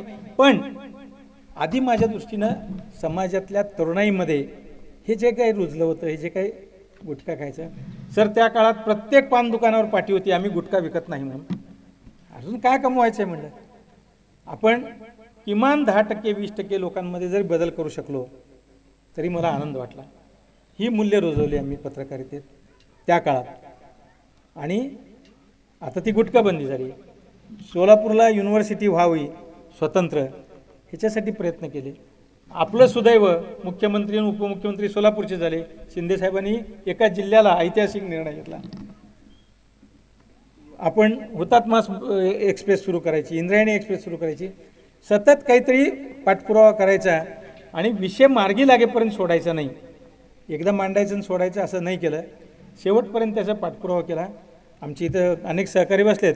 दत्ता खंडागळे आहे, आमचे जुने त्या काळातले मेडशिंगीचे पठाण सर आहेत, विनोद आहे देशमुख, रविराज शेटे आहेत. भरपूर माझे खूप सहकारी इथं आहेत. माझ्या नावानं नाही, तुमच्या पत्रकारितेसाठी ते आलेले आहेत कार्यशाळेसाठी, असं मला वाटतं आहे. सुदैवाने भेट झाली तर झाली असं. तर असे प्रश्न मांडले की आत्ता ह्याच्या पुढचा माझा प्रश्न आहे, पर्यावरणाच्या बाबतीत आपण सोलापूरमध्ये खूप मागं पडतो. आपल्याकडं 3% फक्त पर्यावरण आहे. मला इथं आल्यावर फार बरं वाटलं, तुमची सगळी झाडी बघितली. तुम्ही खूप चांगल्या पद्धतीनं झाडी लावलेली आहे, वाढवलेली आहे. सोलापूर जिल्ह्यामध्ये 30% वृक्ष असायला पाहिजेत, झाडी असायला पाहिजे, आणि आपण फक्त 3%वर आहे. मध्यंतरी आम्ही मॉर्निंग वॉकला सकाळी जाताना जुळे सोलापूरमध्ये एका माणसानं झाडाची काडी तोडली, लिंबाच्या झाडाची. दुसरा माणूस तिथं आला, भांडणं करायला लागला. ते भांडणं बघून मी गेलो, काय झालं रे म्हणलं. तो झाड लावला आहे का, तो झाडाची काडी तोडतोय. म्हणलं ही जनजागृती करणं पण फार चांगलं आहे, फार चांगली गोष्ट आहे की हा जाब विचारतोय, तोडू नको झाड, झाडाची काडीसुद्धा तोडायचा तुझा अधिकार नाही आहे. तर ही जनजागृती जेव्हा होईल तेव्हा आपण काहीतरी विकासाची दृष्टी म्हणजे काय, आपल्याला पुढं जायचं म्हणजे काय, ब्रिज बांधले, रस्ते मोठे झाले म्हणजे विकास झाला आहे असं बिलकुल नाही. आपण सगळ्या क्षेत्रामध्ये त्या त्या टप्प्यावर एका उंचीपर्यंत पोचू शकलो तर तो विकास झाला आहे. आता उड्डाणपूल पाहिजे सोलापुरात, भुर्दंड आहे सोलापूरला, पाहिजे का, असावं, ठीक आहे. पण सोलापूर अक्कलकोटचा रस्ता, मी अक्कलकोटचा आहे प्रॉपर म्हणून तुम्हाला सांगतो, लोक खराब रस्ता झालं की PWDच्या अधिकाऱ्याला शिव्या घालतात, त्याच्या आईची आठवण काढतात, त्याला भयानक काय काय बोलतात. पण मी माझ्या एका लेखात लिहिलेलं आहे की मी PWDचे खराब रस्त्यामुळं आभार मानले म्हणून. लोक आश्चर्य व्यक्त केलं. लता मंगेशकर सोलापूरला 92ला आल्या, त्यावेळेस एवढी बंदोबस्त, एवढं पोलीस वगैरे काय नव्हते, आणि आम्ही फार बोटावर मोजणे इतके. सांगोल्यात जेवढे पत्रकार आज तुम्हाला दिसतात तेवढेसुद्धा पत्रकार आम्ही सोलापूर शहरात नव्हतो. त्या काळात आम्ही रेस्ट हाऊसला बसलो होतो आणि लता दिदीबरोबर गप्पा मारत होतो. दिदी चला ना अक्कलकोटला म्हणलं. नाही म्हणजे स्वामी मला बोलवतच नाहीत, ते वैशिष्ट्य आहे बरं का स्वामी महाराजांचं. स्वामींनी तुम्हाला बोलल्याशिवाय तुम्हाला अक्कलकोटला येता येत नाही. तुम्ही पण आता अनेक वेळा ठरवता आपल्या आजोळी जायचं म्हणून, तुम्हाला जाणं होत नाही. पण तिथून काहीतरी बुलावा आला तरच तुम्ही अक्कलकोटला जाताल, पण मंदिरात तिथून आल्याशिवाय बुलावा जात नाही तुम्ही. तर दत्ता दिदीला म्हटल्यानंतर दत्ता दिदी म्हणजे मला बोलवणंच येत नाही हो. म्हटलं मी अक्कलकोटचा आहे, चला जाऊ आपण अक्कलकोटला. लगेच त्यांनी गाडी लावायला लावली, आम्ही अक्कलकोटला गेलो, शेजारी बसलो. जायला 1 तास लागला, यायला 1 तास लागला. हे 2 तास लता दिदींबरोबर त्यांच्या समवेत घालवायला कुणाचं भाग्य आहे? 2 तास गप्पा मारत जायचं. म्हणून मी त्या PWDच्या अधिकाऱ्याचे आभार मानले. आत्ता माझ्या घरापासून मंदिरापर्यंत 25 मिनिटात मी जातो. सगळी झाडी बिडी सगळं तोडले, प्रचंड झाडांची कत्तल केली आहे. मग आता आपली जबाबदारी काय? सकाळचा संपादक म्हणून माझी जबाबदारी होती की झाडांचं पुनरोपण करायचं. तेही होत नव्हतं, सगळं त्यांनी खलास करून टाकलं होतं. त्या नॅशनल हायवेच्या अधिकाऱ्यांना पकडून आणि त्या आजूबाजूच्या चहाची टपरी, पान टपरी, काय जे काही असेल, ग्रामपंचायत शिपाई, ग्रामसेवक, तलाठी, पोलीस स्टेशन, त्यांना एक एक झाड वटवृक्षाचं दत्तक दिलं. कारण अक्कलकोटचं महत्त्व वटवृक्षाचं आहे आणि लोक चालत अक्कलकोटला येतात. तुम्ही आज अक्कलकोटला जाताना उजव्या डावीकडे बाजूकडे बघा, 600-650 झाडं आम्ही वटवृक्षाची लावलेली आहेत आणि ती झाडं जोपासली, ती मोठी झालेली आहेत. हे सोल्युशन बेस्ड जर्नलिझम त्यांना पण करायला लावली, आम्ही पण केलं. तनिष्काच्या माध्यमातून ते झाडं झाले. आमच्याकडे जाताना असं कॅनोपी होती झाडांची, वटवृक्षाची. आता काहीच नाही आहे. विकासाची दृष्टी आपण पत्रकारांनी जर ठरवली तर काही करू शकतो, काही होऊ शकते. आपल्याला जे आपला मूळ उद्देश आहे तो पण साध्य करू शकतो आपण. सोडायचं नसतं ते, पण रोजच ते नसतंय आणि रोजच ते करायला गरज नाही आहे. मग काशीनाथ सांगतोय वर्धापन दिनाला की कसं आहे. आता काशीनाथसारख्या माणसाने आपल्याला सांगा काय गरज नाही आहे, आम्हाला माहिती आहे कसं करायचं आहे. ते बोट वाकडं केलं की वर्धापन होतंय, ते आम्हाला सगळं माहीत आहे. पण मूल्याधिष्ठित, मूल्यावर आधारित आपला चौथा स्तंभ जो आहे त्याचं वैशिष्ट्यच हे आहे की आपण समाजाला जागं करणं, समाजात एक वेगळी ज्योत तेवत ठेवणं, ज्योतीचं मशाल निर्माण करणं. 2014ला काय भाजप येणार होतं का? दिल्लीत असंच आंदोलन झालं जे आत्ता झालं कॉक्रोच पार्टीचं. काही होऊ शकतंय. बघा तरुणाई एकदम बिघडली आहे, बदलली आहे. आता बिघडली असं म्हणता येणार नाही, कारण त्यांना क्रांती पाहिजे. आधीचं काय ना आता तुमच्या काळातलं तुमचं काय ना आमचं काय. आमचं म्हणजे त्यांचं बरं का, आम्ही कुठल्या पक्षाचं नाही, आम्ही सूर्यफूल आहे. हां, आणि कधी पाहिजे तेव्हा इकडं पण करतो. त्यामुळं बदल काय होतोय का? वाईट दिवस आले असं प्रत्येकजण म्हणतोय. विकासाच्या दृष्टी आहे, काय करायचं आहे, त्यांचा अजेंडा आहे, त्यांचं हे पक्षाचं काम आहे, त्यांचं सरकारचं काम आहे. तुमचं असेल त्यांचं असेल. आम्ही मूल्यमापन करणारे लोक आहेत आणि समाजाच्या डोळ्यात अंजन घालणारे लोक आहेत. आणि ही पत्रकारिता करायची आज गरज पडलेली आहे, निर्माण झालेली आहे. तुमच्या स्थानिक पातळीवर सुद्धा काय तुम्ही बघा, मी सोलापूरला बघितलं, जिल्हा परिषदमध्ये बघा आणि महापालिकेतही बघा. मी प्रश्न विचारतो नेहमी. 31 इतर पक्षातले घेऊन भाजपनं उमेदवार दिले सोलापुरात, निवडूनही आले. मग भाजपचाच माणूस जर निवडून येणार असता तर तुम्ही कार्यकर्त्यांना का नाही संधी दिली? कार्यकर्त्यांना कधी सतरंजाच टाकायचं का? त्याला उत्तर नाही आहे. इतर पक्षातले घ्यायचे. म्हणजे अनेक शाळा अशा करतात आमच्याकडे सोलापूरला. हां, अनेक क्लासेसवाले असं करतात. तुमच्याकडे येतात, आमचं नाव द्या फक्त, त्याला काय पाहिजे ते आम्ही पूर्ण करतो. त्याला मार्क मिळाल्यानंतर जाहिरातीत फक्त आमचं नाव द्या त्याच्या. अनेक शाळा असं करतात की 90% मार्क असतील तरच प्रवेश आहे, 75% असलेला प्रवेश नाही, 90%ला 92%. आता तो हुशार आहे, त्याला अजून हुशार काय तुम्ही करणार आहे? तो असलेल्या शाळेत 90% गेले विद्या मंदिरमध्ये, त्याला 92% करण्यात काय तुमचं? पण 2-3% फरकानं पालकांनाही माझ्यासारख्या थोडा फरक जाणवतो चांगल्या कॉलेजमध्ये ॲडमिशन घ्यायला. अनेक विद्यार्थी आहेत, मी विद्यार्थ्यांसाठी सांगतो, मार्क्स चांगले कशासाठी पाहिजे कोणी सांगाल का? ती सूत्रसंचलन करणारी छोटी खूप हुशार आहे ती. हां, इकडे हां, काय बोलत होती, मला आश्चर्यच वाटलं. तिचं संवाद, शब्दफेक, बोलणं जबरदस्त. तू पण चांगलं केली, पण ही थोडं उंची कमी आणि बोलणं जास्त आहे म्हणून हिचं कौतुक वाटलं. तर कुणीही सांगावं की चांगले मार्क कशासाठी पाहिजेत. मी माझे मार्क सांगितलं तर तुम्हाला आश्चर्य वाटेल बरं का. काशीनाथ तर 10वी नापास झाला आहे, सुशीलकुमार शिंदे पण नापास झाले होते 10वीला, आणि सचिन तेंडुलकर पण 10वीला नापास झाला होता, आणि रिलायन्सचा मालक धीरूभाई अंबानी पण 10वीला नापास झाला होता. 10वीला नापास होणं हे काय विशेष नाही आहे. आज काशीनाथ स्टेजवर येऊन बोलतोय, सर माझे मित्र आहेत म्हणतोय, सरांना अगदी जवळून बोलतोय, किती म्हणजे लय भारी माणूस आहे. UPSC शिकवत आहे, क्लासेस कसं घ्यायचं ते. म्हणजे IAS जर उद्या त्याचे झालेत, खूप लोक झालेत, काय काय झालेत, म्हणजे असा माणूस जो आयुष्यात फेल्युअर झाला आणि तो दुसऱ्याला यशस्वी होण्याचा मार्ग दाखवतो. कारण अब्दुल कलामांचं त्याला आदेश हे आहे. तर कशासाठी कोणी सांगा, आमच्यापैकी कोणी सांगितलं तरी चालेल. आमची जमात मोठ्या प्रमाणावर आहे, आज त्यांचीच कार्यशाळा. फक्त चांगल्या कॉलेजमध्ये ॲडमिशन मिळण्यासाठी मार्क पाहिजेत. माझ्या दृष्टीनं मला सर्टिफिकेटमध्ये किती टक्के मार्क पडले याला काहीही अर्थ नाही. 10वीचा निकाल लागला होता, आम्ही 5च पत्रकार होतो आणि त्या काळात रिझल्ट आम्हाला आधी मिळायचे शाळापेक्षा, मुख्याध्यापकांपेक्षा.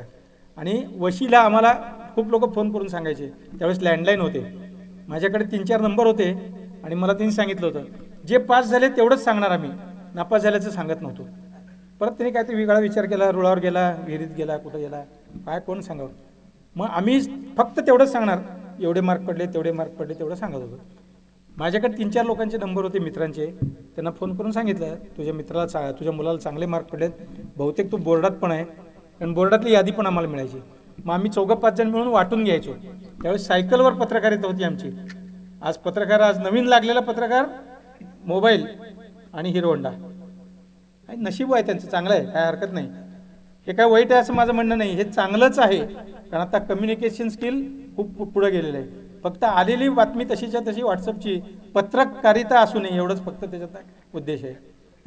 सरांनी पत्रक दिलं, ढकललं पुढं.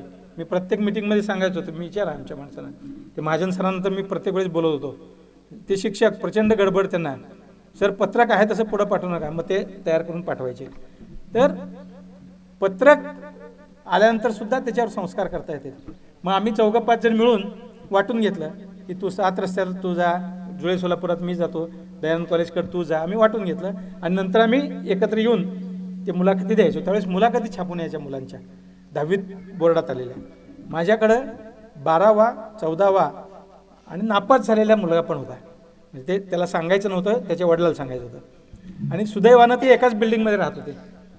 मी 6व्या मजल्यावर गेलो, तिथला तो 12वा आलेला 14वा आलेला मुलगा रडत होता, बोर्डात 14वा. म्हटलं काय झालं रे तुला? काका मला 82% मार्क पडले. म्हणला 82%? 14वा आलास तू? त्या काळात 82%ला खूप किंमत होती माझ्या सुरुवातीच्या काळात. म्हटलं तुला 82% मार्क पडले राजा, काय हुशार आहेस तू? नाही काका मला त्या कॉलेजला ॲडमिशन पाहिजे होतं म्हणून मला ते म्हटलं तू 82% मार्क मिळून तू रडतो, 14वा आलास तू. त्याची समजूत काढली, त्याने मला पेढा दिला, त्याची मुलाखत घेतली. त्याला खूप मोठं काहीतरी व्हायचं होतं, डॉक्टर व्हायचं होतं आणि चांगल्या कॉलेजला ॲडमिशन घ्यायचं. त्याचे वडील पण म्हणले अरे 82% खूप आहेत, काळजी करू नको, मला पण एवढे नव्हते, मी तरी इंजिनियर झालो इरिगेशनमध्ये. हां, मग खालच्या मजल्यावर आलो, 12वा आलेला त्याला 85% मार्क होते. मग त्याची मुलाखत घ्यायला गेलो, तोही रडत होता. अरे तुला काय झालं? म्हणला माझा 12वा आलाय पण मला अजून जास्त मार्क पाहिजे होता. अजून किती पाहिजे? कसलं थ्रोटकट कॉम्पिटिशन, गळे कापूस स्पर्धा. ते वरच्याला 82% म्हणला, मला 85%, अजून त्याच्यापेक्षा जास्त घ्यायचे होते. म्हणलं तुझे उलटंसुद्धा मला मार्क नव्हते. म्हणलं 10वीमध्ये मला मराठीत पास होतो का नाही अशी स्थिती होती. इंग्रजीमध्ये 78 मार्क आणि मराठीत 38 मार्क. त्यांनी सांगितलं काशीनाथनं, ज्या विषयात आपण मागं पडलो आहे त्या विषयात पुढं जायचं, हे ध्येय ठेवायचं. आयुष्यात मराठीशी रोजचीच शब्दांशीच खेळ आमचा पत्रकार म्हणल्यावर. आणि मी आमच्या लोकांना व्याकरण कसं लिहायचं हे सांगायला लागलो. हे करायसाठी आपली ताकद पाहिजे. त्याची मुलाखत घेतली 85% मार्क मिळवलेल्या मुलाची. त्याला समजून सांगितलं बाबा रे मार्कात काय नसतंय, आज मी पत्रकार झालो आहे, मी यशस्वी पत्रकार असं मी समजतोय. त्या काळात अजून नवीन होतो, 95-96 साली. तर त्याची समजूत काढली, ते काय ऐकायला तयार नव्हता, ते रडतच होता. त्याच्या वडिलांनी त्याला समजून सांगितलं अरे तू 12वा आलास, वरच्यापेक्षा तरी तुझं चांगलं आहे. म्हणजे कॉम्पिटिशन कसं आहे बघा, वरच्याचं आणि खालच्याचं. खाली आलो, खाली एक मुलगा खेळत होता, माझ्या यादीमध्ये त्याचा नंबरच नव्हता. आणि मला असा संशय होता की तो नापास झालाय.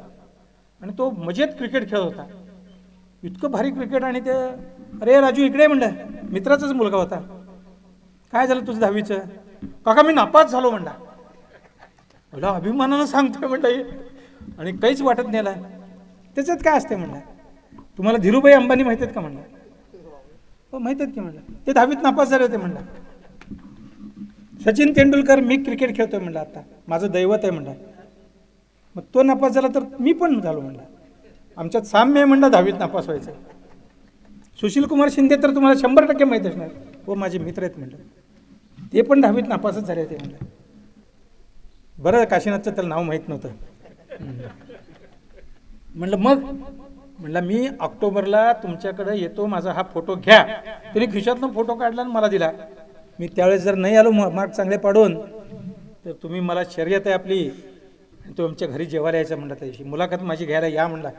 आत्ता काय मुलाखत घेता म्हणला ना. त्याला खरंच ऑक्टोबरमध्ये 88% मार्क मिळाले. मला त्याच्या आत्मविश्वासालाच मला सलाम करायचं आहे. आणि आज तो IAS आहे. हां, मला त्याच्या आत्मविश्वासाला सलाम करायचं आहे. नापास झाला हरकत नाही, पण मी IASच्या लोकांना तयार होण्यासाठी शिकवतो, असं ज्याचं ध्येय आहे असा काशीनाथ आज तुमच्यासमोर आहे. धडपड्या, त्याचं नाव पण ड्रीम ठेवलं आहे त्यांनी. मग आम्ही अचिव्हमेंटला त्याला जोडतोय. आमचं एक अचिव्हमेंट आहे, हे ड्रीम आणि ते अचिव्हमेंट. हां, तर पत्रकारिता करताना असे वेगवेगळे खूप वेगळे अनुभव येतात. आणि बऱ्यापैकी आम्हाला स्मार्ट वर्क करावं लागतं. आणि हे आमच्या जवळच्या एका नातेवाईकांनी मला शिकवलं स्मार्ट वर्क कसं करायचं. आमचे एक जवळचे नातेवाईक होते, माझ्यापेक्षा कमी उंची त्यांची, 4.5 फूट. ते जिल्हा परिषद शाळेत शिक्षक होते. आणि काय माहीत जिल्हा परिषद शाळा त्यांच्यावर काय कृपादृष्टी होती काय, गावापासून एक 5-6 किलोमीटरवर 7 किलोमीटरवर त्यांना ड्युटी द्यायची, उंची कमी आहे म्हणून. त्या काळात म्हणजे ही 50-40 वर्षापूर्वीची गोष्ट आहे, मला समजत होतं आणि पत्रकारितेत आलो होतो त्या काळात. तर ते सायकलवर जायचे, छोटी सायकल होती त्यांची, पाय टेकत नव्हते सायकलवरून त्यांची उंची कमी असल्यामुळं. आणि तांड्यावरची त्यांची शाळा होती. ते रोज जायचे तांड्यावरच्या शाळेमध्ये, सायकल तिथं लावायचे. सायकल लावण्यासाठी त्यांनी एक मोठा दगड ठेवला होता तिथे, म्हणजे त्यांना उतरता यावं त्या दगडावर पाय ठेवून, म्हणून तो दगड ठेवला होता. पहिल्या दिवशी ते बसनं जायचे आणि ते मुलांना जमा करायचे एकत्र, तिथे एक दगड ठेवायला लावायचा आणि दुसऱ्या दिवशीपासून सायकलवर जायचे. आमच्या लोकांमध्ये दिवाळी बाकी कुठे सण फार मोठे नसतात, पण महालक्ष्मीचे सण फार मोठा असतो आमच्यात. महालक्ष्मीचं म्हणजे आमच्या घरात सगळे एकत्र यायचं. पुरणाची पोळी, कटाची आमटी, भजी, भाज्या भरपूर, मसाले भात, साखर भात भरपूर ताट भरून. आणि हाणलं एक दिवशी ते महालक्ष्मीच्या जेवणाच्या दिवशी गेले शाळेत. आता असं जर पुरणाची पोळी बिळी खाल्ले तर माणसाला तंद्री येते. त्यांना तंद्री यायला लागली. त्या काळामध्ये बनेन बिनेन काय प्रकारच नव्हता. नेहरू शर्ट काढला, खोचला, झोपडी होती. सगळ्यात मोठी झोपडी म्हणजे शाळा आणि छोट्या छोट्या झोपड्यात वस्ती. मुलांना सांगितलं, आता तुम्ही शिक्षक आहे म्हणून तुम्हाला फार जवळीकीचा किस्सा आहे. मुलांना सांगितलं आज तुम्ही मनातल्या मनात पाडे म्हणा, कारण त्यांना तंद्री लागायला ती. एक बाकडं होतं, शर्ट अडकवलता, उघड बंबे आपलं ढेरी बिरी मोठी पडले त्याच्यावर. सरकारी ऑफिसमध्ये तुम्ही कधी जाऊन बघा, तुमचा खूप संबंध येतो या सरकारी ऑफिसमध्ये. डोळे झाकलेले असतात पण त्यांचं कान बाकीचे सगळे इंद्रिय सगळे जागे असतात. तुम्ही समोरून आला की तुम्ही झपके सर आहे माहीत नाही, बोला काय पाहिजे असंच विचारतो डोळे झाकून. आपला खूप अनुभव आहे याच्यात, कारण मी 1:30-2ला सरकारी ऑफिसमध्ये फिरतो जेवणाच्या सुट्टीनंतर. भरपूर ठिकाणी हे चित्र दिसते. ते पडले आणि त्या काळात आत्ता तुम्हाला आधी निरोप येतो आहे, शिक्षण अधिकारी येणार आहेत, शिक्षण विस्तार अधिकारी येणार आहेत, सुपरवायझर येणार आहेत, तुम्हाला आधी निरोप येतो आहे, सगळी व्यवस्था मार्गी लावा. आता मोबाईलच आहे, त्यावेळेस तसं काहीच नव्हतं आणि तांड्यावर तर काहीच नव्हतं. त्या दिवशी ते ज्या तिथं गेले तिथं त्यांना झोप आली आणि ते तंद्रीमध्ये होते. बाहेर गलका यायला लागला. त्यांना वाटतं पालक असतील कोणी असतील, पण मुख्याध्यापकाचा आणि केंद्र प्रमुखाचा आवाज ओळखीचा वाटला. आईला म्हणले आता हादरले की आता नोकरी जाते म्हणजे आपली, आपण झोपलोय. माणूस स्मार्ट कसा असतो ह्याचं उदाहरण. स्मार्ट म्हणजे काय, दिसायला गोरापान नाकी डोळी वगैरे असं काय नाही, झपके सरांसारखं असं काय नाही. हां, स्मार्ट म्हणजे बुद्धीनं स्मार्ट. त्यांना असं वाटलं की 5-6 लोक कोणीतरी यायला लागलेत, आता आपली नोकरी धोक्यात आहे. त्यांनी पटकन पवित्रा बदलला आणि डायरेक्ट विद्यार्थ्यांशी संवाद सुरू केला. मुलांनो, याला बरगड्या म्हणतात.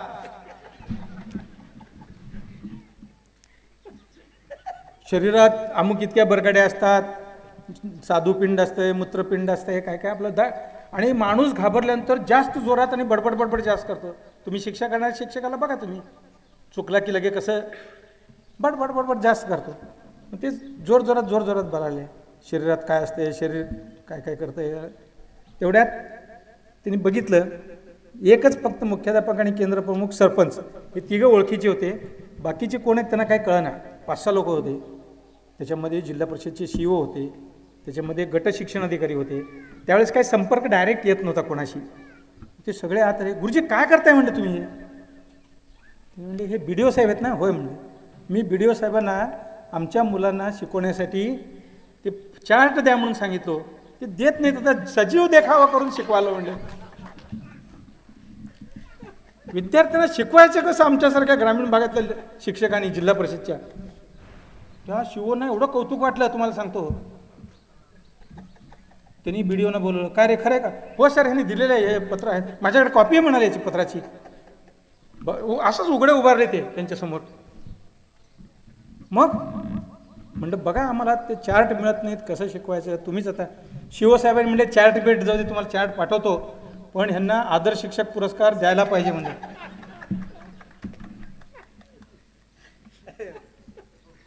त्यांना राज्य शासनाचा आदर्श शिक्षक पुरस्कार मिळाला. माणूस स्मार्ट असा असला पाहिजे. आपण सुद्धा आपलं काम, आता AI आलेलं आहे, आपलं चॅलेंज AIशी आहे. आता सर मी मुलाखती घेतोय, माझं कस लागतोय मुलाखती घेताना. 38 वर्षाची पत्रकारिता करून सुद्धा मी AI वर 4 प्रश्न विचारतो, मला 4 प्रश्न ते विचारते. त्याच्यावर टाकलं की सांगोला शिक्षण मंडळाचे अध्यक्ष प्रबुद्धचंद्र झपके यांची मला मुलाखत घ्यायची आहे. ते नगराध्यक्ष होते, ते नगरसेवक होते, ते काँग्रेसचे कार्यकर्ते होते, ते त्यांचे वडील बापूसाहेब हे खरं बोलणाऱ्यांसाठी, खरं करण्यासाठी जी वकिली करत होते. असं टाकल्यावर त्याला 10-15 प्रश्न येतात. एवढंच टाकलं की, आणि म्हणून मी खरी गोष्ट चॅनल सुरू केलं. हां, आता आमचं चॅलेंज काय ते सांगतो तुम्हाला. आता मी रिटायर झालो, तब्येतीमुळे मी 2 वर्ष विश्रांती घेतली. आज 23 महिने पूर्ण झाले. उद्याचे 1 सप्टेंबरला 24 महिने, 2 वर्ष पूर्ण होतात मी रिटायर झालेला.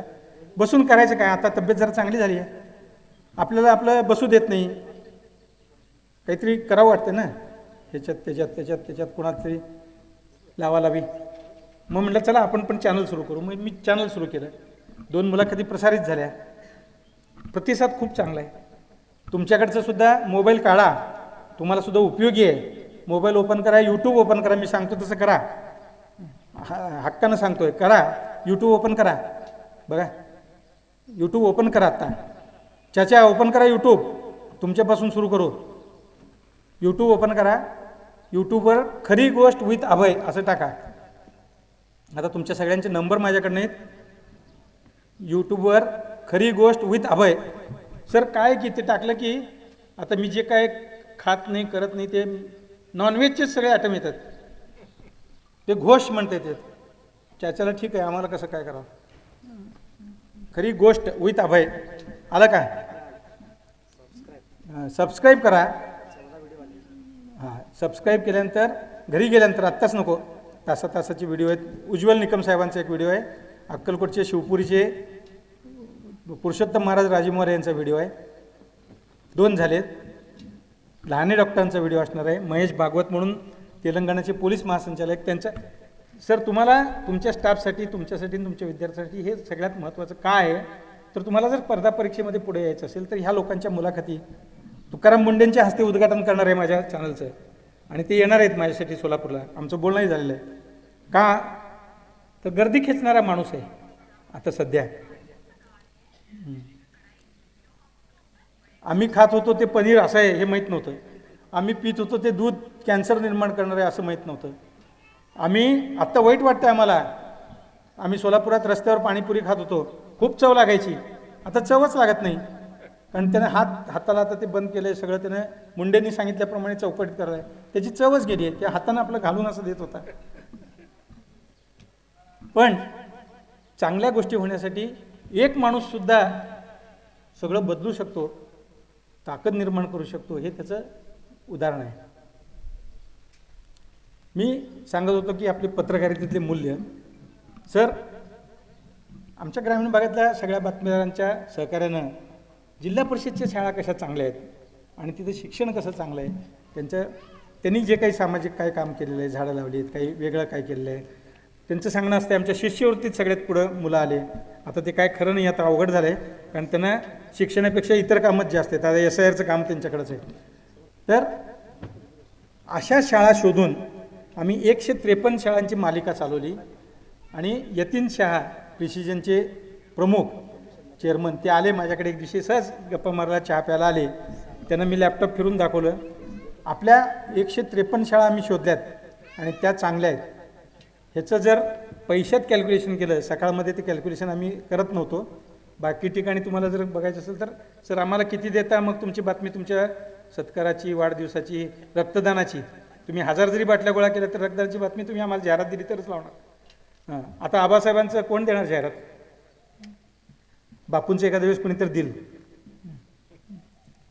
तर असं आता गिव्ह अँड टेक पॉलिसी झालेली आहे. आणि ते तू म्हटल्यासारखं काशीनाथ वर्धापन दिन परत एकदा तरी वर्षातनं. हां, आपली ताकदच अशी निर्माण करायची आपल्याला की त्यांनीच आपल्याकडे आलं पाहिजे.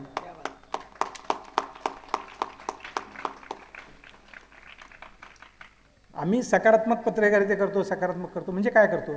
ठीक आहे, मला एकाने विचारलं, सर तुम्ही अध्यात्माला खूप कमी जागा देत आहे, देवाचं वगैरे ते खूप कमी जागा देत आहे.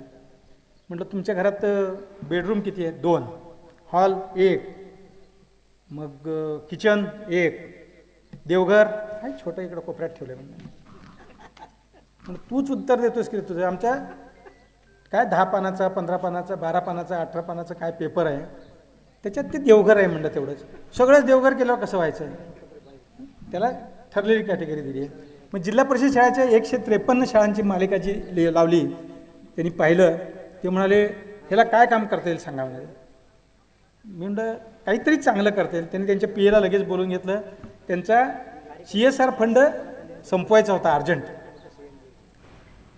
त्यांनी बोलल्यानंतर त्याला सांगितलं की आपण एक करू शकतो, 2-4 शाळा फक्त आम्ही बघितल्यात, इंटरॅक्टिव्ह कॅमेरासह IR कॅमेरासह तिथं डिजिटल क्लासरूम केलेले आहेत. आपण अनेक शाळांमध्ये तो प्रयोग करू शकतो. पहिल्या वर्षात त्यांनी 50 शाळा डिजिटल केल्या, दुसऱ्या वर्षात पुन्हा 50 करायचं त्यांचं टार्गेट होतं, कारण तेवढाच निधी होता. मी त्या शाळेत गेलो, डिजिटल कॅमेरा वगैरे बघून मला खूप छान वाटलं. पण लाईटचं बिल भरायला जिल्हा परिषद शाळांकडे पैसा नाही आहे. तर हे बसून काय उपयोग आहे? मी त्यांना फोन केला त्या शाळेतनं, म्हणजे आता आपला निधी संपला आहे म्हणले, CSR फंड कसं करायचं आहे? म्हटलं ठीक आहे, दुसरी कुठली कंपनी मिळते का शोधायला लागलो. दरम्यान त्यांच्या मुलाचं लग्न झालं, आमच्या सगळ्याच्या सुदैवानं. सून आली, सुनेला घेऊन सासू, यतीन शांची मिसेस डॉक्टर, त्या गेल्या शाळेमध्ये आणि त्या दिवशी लाईट नव्हती. त्यांना दाखवताच आलं नाही की तिथनंच त्यांनी ते PA ला सगळ्या शाळांवर सोलर पॅनल लावून टाकून. सर पहिल्या वर्षी 50, दुसऱ्या वर्षी 50, तिसऱ्या वर्षी 50, 150 शाळांवर सोलर पॅनलसह त्या शाळा इंटरॅक्टिव्ह कॅमेरासहित झाल्या. आपल्याला माहीत नव्हतं 2019-20ला कोरोना येणार आहे. काही का मुलं होईना घरात बसून ती सवय लागल्यामुळे डिजिटल शिकले. हा सगळा प्रयोग अहमदाबादच्या IITला कळला. IITचे विद्यार्थी केस स्टडी म्हणून सोलापूरला आले. माझी मुलाखत घेतली, मला विचारलं तुम्ही येऊन तिथं सांगू शकता का? म्हणजे आता IIT आपण कुठं 10वीत 38, 35, 40 मार्क पडलेला आहे, 58% मार्क. कसं सगळं तुम्हाला जसं येईल तसं सांगा. म्हणजे तुमचं सकाळचं धोरण सांगा, तुम्ही हे कशासाठी केलं आहे ते सांगा. हे म्हटलं आमची कल्पना आहे, जिल्हा परिषद शाळा चांगल्या आहेत, स्थानिक स्वराज्य संस्थांच्या शाळांमध्ये, ग्रामीण भागातल्या एज्युकेशनमध्ये मीडियाचा रोल काय आहे ह्याच्यासाठी बोलवलं. मी IIT अहमदाबादला गेलो, सगळे खर्च सगळा जाणं येणं राहणं सगळं त्यांनी केला. देशभरातले सगळे तिथं त्यांचे प्रतिनिधी आले होते, त्यांच्या पुढं सगळं लेक्चर दिलं. आपल्या तोडक्या मोडक्या हिंदीमध्ये बोललो, कारण इंग्रजी बोलता येतं पण हिंदी बोलता येत नाही आपल्याला, आपलं दुर्दैव आहे. त्या सगळ्यांनी ते ऐकलं. सर आपला सोलापूर पॅटर्न महाराष्ट्रात तर गेलाच आमच्या सगळ्या युनिटमध्ये. गुजरातचा शिक्षण मंत्र्याचा OSD शिक्षक जिल्हा परिषदचा तो समोर बसला होता. त्यांनी नंतर भेटून मला सगळं घेतलं. त्यांनी गुजरातमध्ये सगळीकडे लागू करून टाकलं. हे गुजराती लोक खूप हुशार आहेत, देश चालवतात दोघंच, खरंच हुशार आहेत. त्यांच्या गुजरातमध्ये त्यांनी तो पॅटर्न लागू केला आणि तिकडं सगळं इंटरॅक्टिव्ह CSR सगळ्या शाळांमध्ये झालं. आज आपल्या देशातल्या 22 राज्यामध्ये आपला सोलापूर पॅटर्न जिल्हा परिषद शाळांचा तिथं लागू झालेला आहे. ही यशस्वी पत्रकारिता हे माझ्या दृष्टीनं ग्रामीण भागाच्या पत्रकारितेसाठी उपयोगी आहे. आता हे मी सोलापुरात असल्यामुळं मी करू शकलो, तुम्ही ग्रामीण भागात आहे, तुम्ही काय करू शकता? निश्चितच आम्ही तुमच्याच जीवावर ते केलेलं आहे, तुम्ही ते करू शकता. आपली मूल्ये सोडायची नाहीत. पत्रकारिता किती मोठी झाली तरी मूल्याधिष्ठित. येताना मी सरांशी बोलवतो, फार मोठी शाळा आहे, 10,000 विद्यार्थी आहेत, स्टाफ पण भरपूर आहे, शिक्षक भरती करता का नाही म्हणलं सरांना.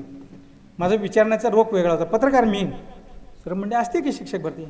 सर 60 लाख 17 1 कोटीच्या पुढे म्हणले, पण आमच्याकडे नाही म्हणले, आमच्याकडे घंटी. इतर शाळांमध्ये सोलापूर जिल्ह्यात मी अनेक ठिकाणी बघतो. सर आजकाल असं तडजोड केल्याशिवाय तुम्हाला शिक्षण खाते तर सगळ्यात भारी आहे. त्यामुळं रंगा वैद्यांच्या हाताखाली मी सुरुवातीला तयार झालो आणि त्या काळात पत्रकार म्हणजे काय, आपल्या डोक्यात एकच, ह्याचं काढणं त्याला लाव, त्याचं काढणं याला लाव. एका शाळेमध्ये सोलापुरातल्या विद्यार्थ्यांना फटाके विकायला लावायचे. मला ते काहीतरी असं आमच्या पुतण्याचा आला, मावस भावाचा मुलगा, आणि त्यांनी मला फटाके घ्या की काका म्हणलं का, आमच्या शाळेने सांगितलं आम्हाला विकायचे. घोरेघोरी जाऊन फटाके विकतील पोरं. मला थोडं तिरमी लिहिली बातमी खरनरीत आणि रंगाअण्णांच्या पुढे नेऊन ठेवली. अण्णांनी पूर्ण बातमी वाचली. बातमी वाचल्यावर अण्णांची प्रतिक्रिया काय होती बघा. घेतला कागद, टार टार टार फाडला, कचऱ्याच्या डस्टबिनमध्ये टाकला. अण्णा का हो, एवढी भारी बातमी होती. ती संस्था उभा करण्यासाठी त्यांची हयात गेली आहे. 40-40 वर्ष त्यांनी आपली हयात ती संस्था उभा करण्यासाठी. तू एक असली बातमी छापून त्यांच्या संस्थेला धक्का द्यायचा प्रयत्न करतो का नाही? मूर्खा, ह्याच्या पुढे असले धंदे करू नको. त्या दिवसापासून आजपर्यंत असले धंदे केले नाही. आमचा मूळ गुण सोडला नाही, पण तो त्या काळात. आणि ही मूल्याधिष्ठ पत्रकारिता असं जर आम्ही केली. आज ऑगस्ट क्रांती दिन आहे. मला आश्चर्य वाटलं, आम्ही 6 जानेवारीच्या त्या काळात आधी मध्ये पुढं मागं पत्रकार दिन साजरा करतो. आज काय मला काय कळलं नाही. आज करंडे सरांनी, कारंडे सर, हां करांडे सर, ते बाबा करांडे आमचा दोस्त आहे हो. तर ते या करांडे सरांनी आज या माळरानावर सकाळपासून आपली सगळी व्यवस्था व्यवस्थित व्हावी त्याकडे कटाक्षानं लक्ष ठेवलं. त्यांच्या मिसेस पण आहेत आणि त्यांचा सगळा स्टाफ. हे सगळ्यांनी या ऑगस्ट क्रांती दिनात काहीतरी क्रांती आपल्याकडनं होऊ दे. कुठली होईल माहीत नाही. आता मी एवढे उदाहरण सांगितले, मला हे अंतिम टप्पा माहीत नव्हता, पण काहीतरी लावल्यानंतर काहीतरी मोठं होतं आहे, चांगलं होतं आहे. रोप लावल्यानंतर झाड होतं आहे, पेरणी केल्यानंतर आता तुमच्याकडे तेल्यामुळं सगळं बरबाद आहे. आम्हाला सांगोला ते तुकाराम मुंडेंनीच त्या काळात सांगितलं होतं.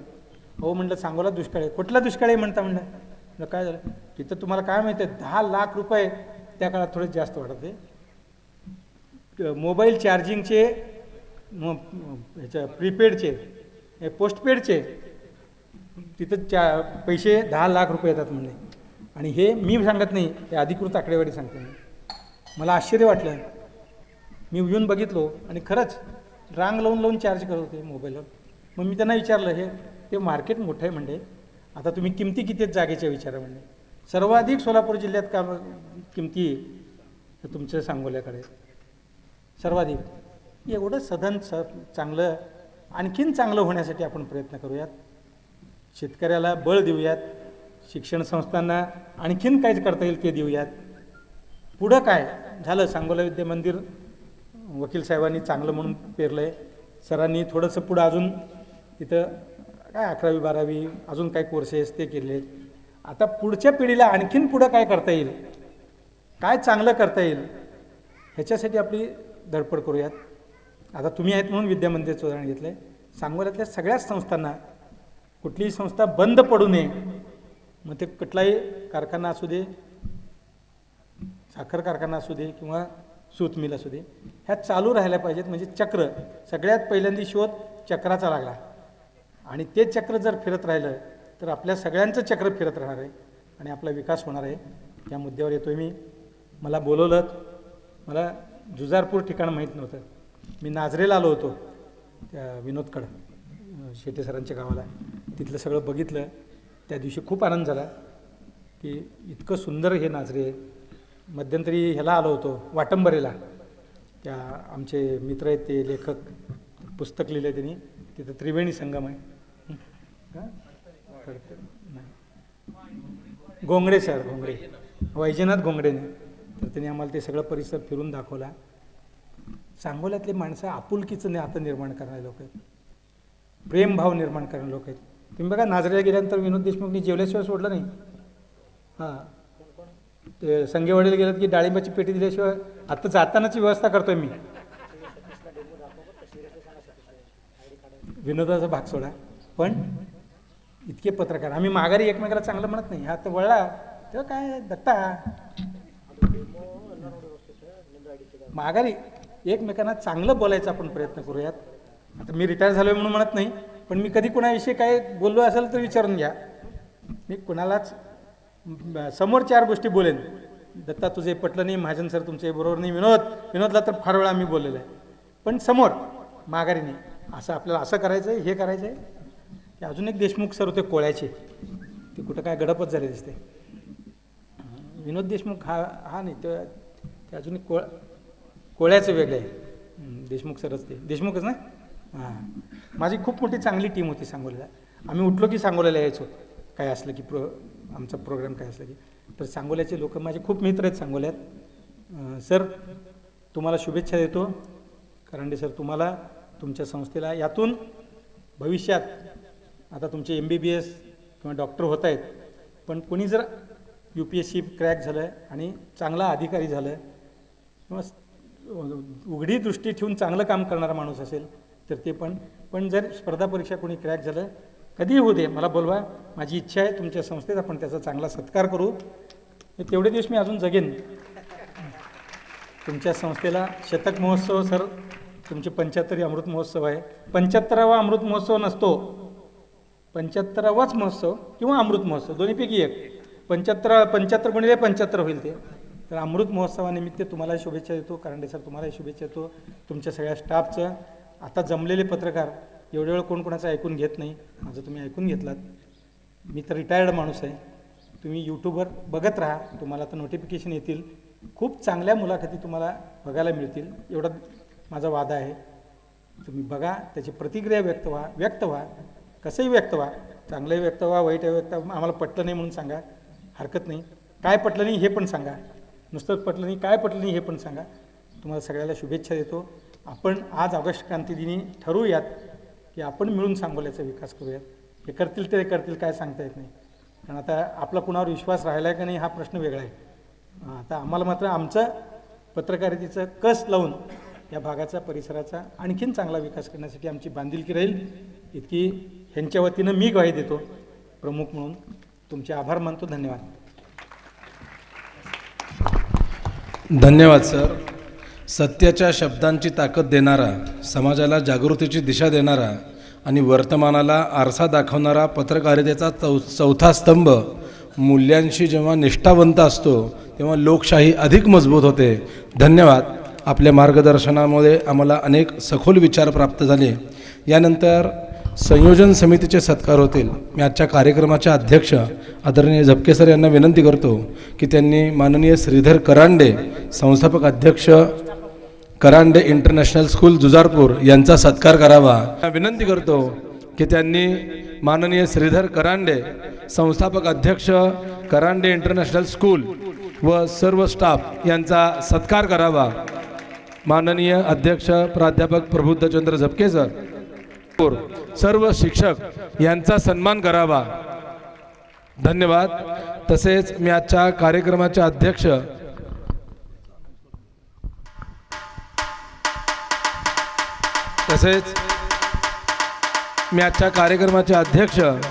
आदरणीय झपके सर यांना विनंती करतो की त्यांनी ड्रीम फाउंडेशन संस्थापक अध्यक्ष कुणकी यांचाही सत्कार करावा.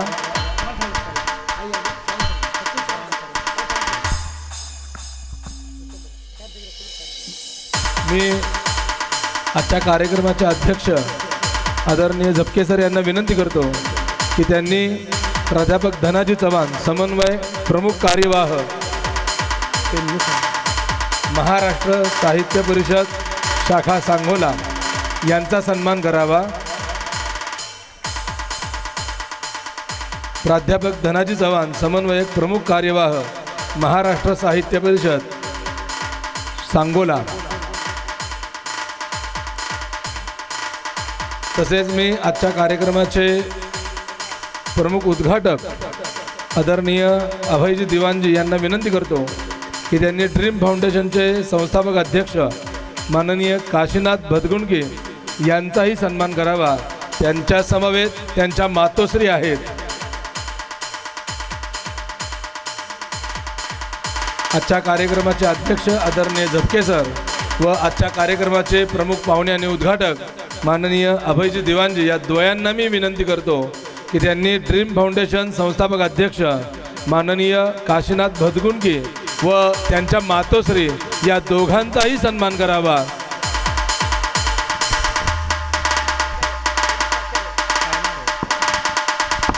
तसेच मी सांगोला विद्यामंदिर प्रशालेचे प्राचार्य माननीय चारुदत्त जगताप सर यांनाही विनंती करतो की त्यांनी व्यासपीठावरती सन्मान स्वीकारण्यासाठी यावं.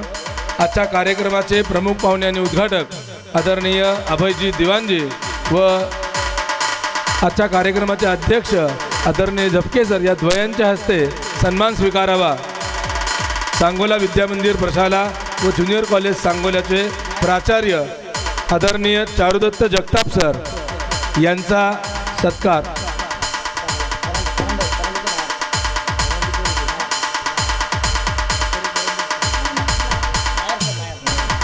तसेच करांडे इंटरनॅशनल स्कूल जुजारपूर यांचे प्राचार्य नायर सर मी यांना विनंती करतो की त्यांनी सत्कार स्वीकारण्यासाठी यावं. करांडे इंटरनॅशनल स्कूल जुजारपूर आदरणीय प्राचार्य नायर सर मी यांना विनंती करतो की त्यांनी आजच्या कार्यक्रमाचे प्रमुख पाहुणे आणि उद्घाटक माननीय अभयजी दिवाणजी यांच्याकडून सत्कार स्वीकारावा. करांडे इंटरनॅशनल स्कूल जुजारपूर चे प्राचार्य आदरणीय नायर सर. अतिशय उत्कृष्ट असं नियोजन त्यांच्या माध्यमातून या ठिकाणी संपन्न झालेलं आहे. नायर सरांचा सन्मान या ठिकाणी संपन्न होतोय. यानंतर हा कार्यक्रम सुरू होण्यापूर्वी ज्यांनी अतिशय सुंदर पद्धतीनं सूत्रसंचलन केलं त्या दोन चिमण्यांना या ठिकाणी सन्मानित करण्यात येते.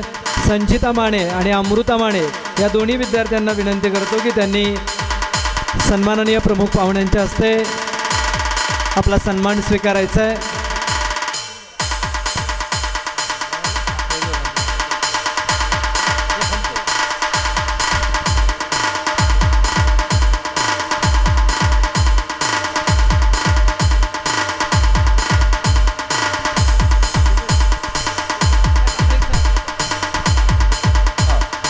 धन्यवाद. मी सर्व शिक्षक वृंदांना विनंती करतो की आपण खालील असणाऱ्या आसनांवरती स्थानापन्न व्हावं. आज व्यासपीठावरती यावं लागेल कारण व्यासपीठावरती आदरणीय अभयजी दिवाणजी साहेब यांना ऐकण्यासाठी आम्ही या ठिकाणी उपस्थित झालेलो होतो.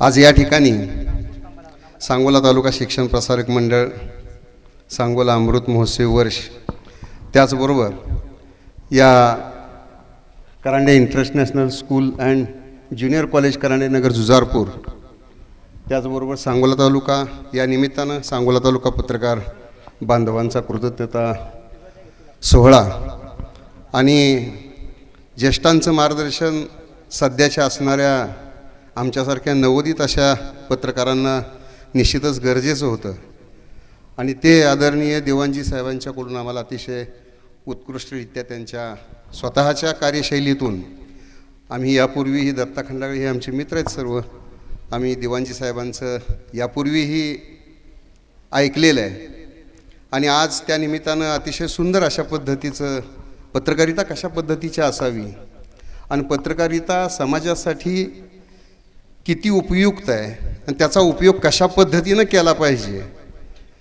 या अतिशय मार्मिक पद्धतीनं दिवाणजी साहेबांनी या ठिकाणी समजावून सांगितलं. नाहीतर आपण पाहतोय आजच्या या परिस्थितीमध्ये पत्रकारितेचा थोडासा चुकीच्या आमच्यासारख्याच्या अज्ञानपणामुळं थोडंसं जरी लेखणीमध्ये चूक झाली तर त्याचा समाजामध्ये किती वाईट परिणाम होतो याचाही अनुभव आज आलेला आहे आणि तोही आम्ही पाहतोय. अशा परिस्थितीमध्ये या नवोदित पत्रकारांना अनुभव असणाऱ्या आणि संपादकीय ज्यांनी वृत्त अतिशय चांगल्या पद्धतीनं समाजामध्ये पसरवलं त्या आदरणीय दिवाणजी साहेबांसारख्या आदर्श व्यक्तिमत्वाकडून आम्हाला हे प्रबोधन होणं अतिशय गरजेचं होतं. ते आज आम्हाला या ठिकाणी प्राप्त झालं. मी सर्व पत्रकार बांधवांच्या वतीनं आज हा जो उपक्रम आणि हा कार्यक्रम जो आयोजित केला त्याबद्दल मी मनापासून आभार मानतो. कारण यापूर्वी पत्रकार दिनाच्या निमित्तानं दिवाणजी साहेब फक्त एक दिवसाचा कुठंतरी उपक्रम करायचा, संस्थेनं बोलवून घ्यायचं, एक डायरी पेन द्यायची, त्यातल्या त्यात मग परत जास्तच आग्रह झाला तर नाश्ता जेवण द्यायचं आणि पत्रकारांना पाठवायचं, इथपर्यंतच उपक्रम असायचा. पण आज आमची पत्रकार मंडळी सगळी अतिशय मनापासून या ठिकाणी उपस्थित राहिली आहे. कारण हा कृतज्ञता सोहळा अशा पद्धतीनं आयोजन करणं हे यापूर्वी कधी घडलं नव्हतं. आज सांगोलासारख्या आमच्या विद्यामंदिरसारख्या सांगोला शिक्षण प्रसारक संस्थेमध्ये आदरानं बोलवलं जातं, त्याच पद्धतीनं दिलंही जातं. परंतु हा कार्यक्रम अतिशय आमच्या दृष्टीनं अतिशय महत्त्वाचा होता. अशा प्रकारचे उपक्रम व्हावेत आणि याच्यासाठी सोलापूर जिल्ह्याचं नेतृत्व दिवाणजी साहेबांनीच करावं की जेणेकरून जिल्ह्यातल्या सर्वच पत्रकारांना कोणत्या दिशेनं जायचं नेमकं याची वाट सापडेल अशा प्रकारची मी विनंती करतो. सर्व पत्रकार बांधवांच्या वतीनं आपल्याला धन्यवाद देतो आणि माझी मनोगत संपवतो. जय हिंद, जय महाराष्ट्र. धन्यवाद सर. यानंतर आजच्या कार्यक्रमाचे अध्यक्षीय मनोगत माननीय प्राध्यापक प्रबुद्धचंद्र झपके सर यांनी करावं. अध्यक्ष सांगोला तालुका शिक्षण प्रसारक मंडळ सांगोला व महाराष्ट्र साहित्य परिषद सांगोला. जी नेहमीची पंचायत असते तीच माझी आज पण झालेली आहे. मला वाटतं माझ्या आडनावातलं झेड तिथं कुठंतरी अडचणीचं येतं आहे का काय, सर्वात शेवटचा अल्फाबेट असल्यामुळं. परंतु या ठिकाणी आज या पत्रकारांच्या कृतज्ञता समारंभासाठी उपस्थित असलेले ज्येष्ठ पत्रकार श्रीयुत दिवाण साहेब, ज्यांच्या कल्पनेतून हे मूर्त झालेलं स्वप्न आपण पाहतोय, ते आमचे सन्मित्र श्रीयुत काशीनाथजी.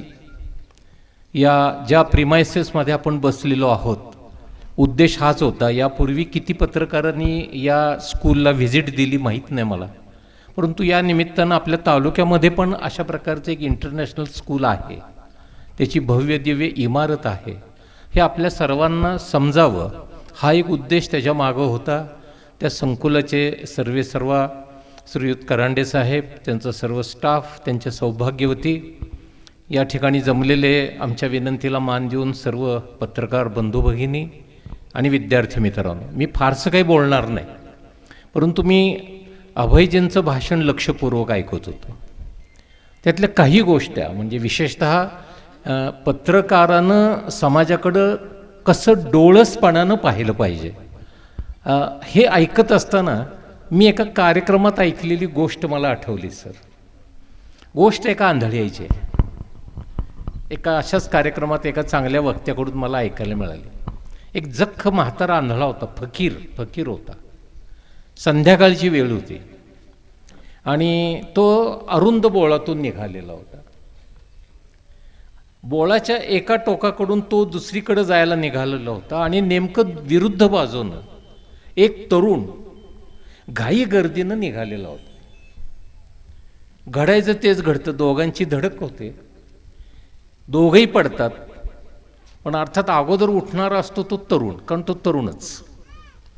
तो उठला, अजून तो म्हातार पडलेला सावरतोय स्वतःला. तेवढ्यात तो म्हटला, अरे म्हातारे दिसत नाही का? तो तरुण त्या म्हाताऱ्याला म्हणतोय, अरे म्हाताऱ्या तुला दिसत नाही का? तो सावकाश उठतो आणि म्हणतो, अरे बाबा रे, मी खरंच आंधळा आहे, खरंच मला नाही आहे दिसत. तो तरुण त्या फकीराकडे बघतो आणि त्याला आश्चर्य वाटतं की याला स्वतःला दिसत नाही, मग याच्या कमरेला प्रज्वलित झालेलं कंदील कशासाठी आहे? त्याला तर नाही आहे दिसत, त्याला त्या कंदिलाच्या उजेडानं काहीच फरक पडणार नाही. म्हणून तो म्हणतो, म्हाताऱ्या खोटं बोलतोयस तू, तुला दिसतंय पण तू सांगतोयस आंधळा आहेस म्हणून. तो म्हणतो नाही मी खरंच आंधळा आहे. मग तू जर आंधळा आहे तर हा कंदील कशासाठी? तुला प्रकाशाची गरज काय? तो म्हणला प्रकाशाची गरज मला नाही आहे, प्रकाशाची गरज तुला आहे. येणाऱ्या माणसाला दिसावं की हा प्रकाश म्हणजे काहीतरी येते व्यक्ती हे लक्षात यावं एवढ्यासाठी तो दिवा आहे. माझ्या दृष्टीनं मला ही कल्पना जागरूक डोळसपणानं बघणारे तर सगळेजणच असतात. जिल्हा परिषदेच्या शाळांची परिस्थिती जे आज एक रोल मॉडेल म्हणून सगळीकडे गुजरातमध्ये पण झालं म्हणून अभयजीनं सांगितलं.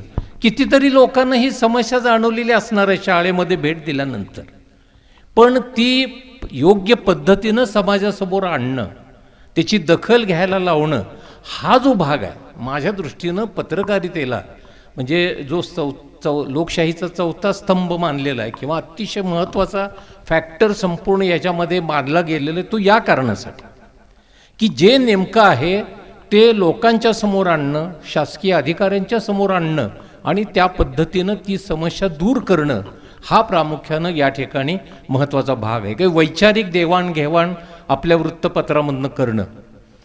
मला आठवतं आहे की माझ्या लहानपणी जर सांगोल्यामध्ये कुठलं वृत्तपत्र नव्हतंच, परंतु काही बातमीदार होते आणि ते बातमीदारच पत्रकार म्हणून म्हणजे जे एजंट लोक होते, उदाहरणार्थ बोत्रे होते आमचे बाबूराव बोत्रे, ते पत्रकारितेचं पण काम करायचे. मासामाळी होते की ज्यांनी पुन्हा सांगोला टाइम्स नावाचं साप्ताहिक चालू केलं. एक काळ मला असं आठवतं की आपण जसं म्हटलं दिवाणसाहेब की SSCचा रिझल्ट इवन त्यावेळेला मी 7वीला होतो त्यावेळेला PSC नावाची बोर्डाचीच परीक्षा होती. तर PSCची परीक्षा असेल, SSC बोर्डाची परीक्षा असेल, निकालाची वाट पाहण्यासाठी आम्हाला STची वाट बघावी लागायची अगोदर. कारण एकमेव पंढरपुरातलं गोफण मला वाटतं पांडुरंगजी उत्पात त्याचे संपादक होते इफ आय रिमेंबर. आणि मग तो पेपर आल्याशिवाय आम्हाला रिझल्ट कळत नव्हता, समजत नव्हता. आज सोशल मीडियामुळं आमदारकी घालवण्याची सुद्धा वेळ यायला लागली. दुसऱ्या क्षणात बातमी सगळीकडे गेली आणि आमदारकी सोडावी लागली. इतकं ज्वलंत किंवा इतकं ज्वाज्वल्य अशा प्रकारची पत्रकारिता या सोशल मीडिया आणि प्रिंट मीडियामुळे जागृत झालेली आहे. सोशल मीडियाचं महत्त्व निश्चितपणानं आहे, म्हणून प्रिंट मीडियाचं महत्त्व कमी झालं असं मी मानणारा माणूस नाही. TV चॅनेल्स आहेत, न्यूज चॅनेल्स आहेत, आपण रात्रभर बघत असतो, परंतु माझ्यासारखा माणूस सकाळी मांडूत केव्हा येतो याची पण वाट बघत असतो. कारण स्थानिक ज्या काही घटना घडत आहेत त्यासुद्धा समजण्यासाठी या पत्रकारांचं स्थानिक वृत्तपत्रामध्ये माहिती देणं हे पण तितकंच महत्त्वाचं ठरतं. निश्चितपणानं एक आगळा वेगळा, कारण काशीनाथजींनी ज्या वेळेला एक 8-10 दिवसापूर्वी मला ही कल्पना सुचवली त्यावेळेला मी म्हटलं गड्या थोडं अवघडच आहे सगळे पत्रकार एकत्र यायचं. अभयजींनी पण सुरुवातीला ही म्हणजे शंका बोलून दाखवली की पत्रकार, पण काशीनाथजींनी आम्हाला प्रोत्साहित केलं, काही नाही सर तुमच्या संस्थेचं अमृत महोत्सव आहे तर त्या महोत्सवाचा एक उपक्रम म्हणून आणि कारंडे सरांची शाळा या निमित्तानं पत्रकारांना व्हिजिट करता येईल म्हणून आपण त्या ठिकाणी कार्यक्रम घेऊया, येथील तेवढ्या पत्रकारांच्या सत्काराचं वगैरे सगळं नियोजन आपण करूया. आपल्या सर्वांची उपस्थिती पाहिल्यानंतर माझ्यासारख्याच्या मनाला निश्चितपणानं एक समाधान लागलेलं आहे की पत्रकारिता खरोखर जागरूक आहे सांगोली तालुक्यामध्ये.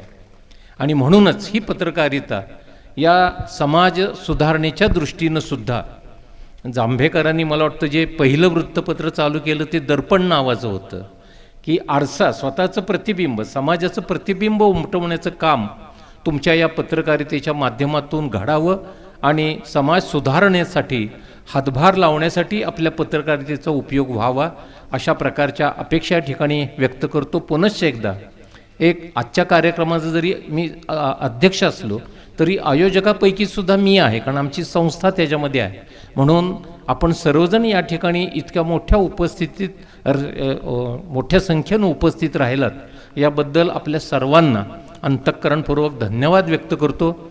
मलासुद्धा मी या शाळेबद्दल ऐकून होतो, कारण शेवटी मी पण एक संस्था चालवतो आणि म्हणून आल्याबरोबर या कार्यक्रमापेक्षा संस्थेची इमारत, संस्थेमध्ये शिकवला जाणारा अभ्यासक्रम, कुठल्या टेक्स्ट पुस्तकं वापरली जातात याची मी जास्त करांडे सरांच्या बरोबर चौकशी करत होतो. कारण माझा मी मगाशी सरांना सांगितलं की 15 दिवसापूर्वी इचलकरंजीच्या एका स्कूलला भेट देण्याचा मला प्रसंग आला.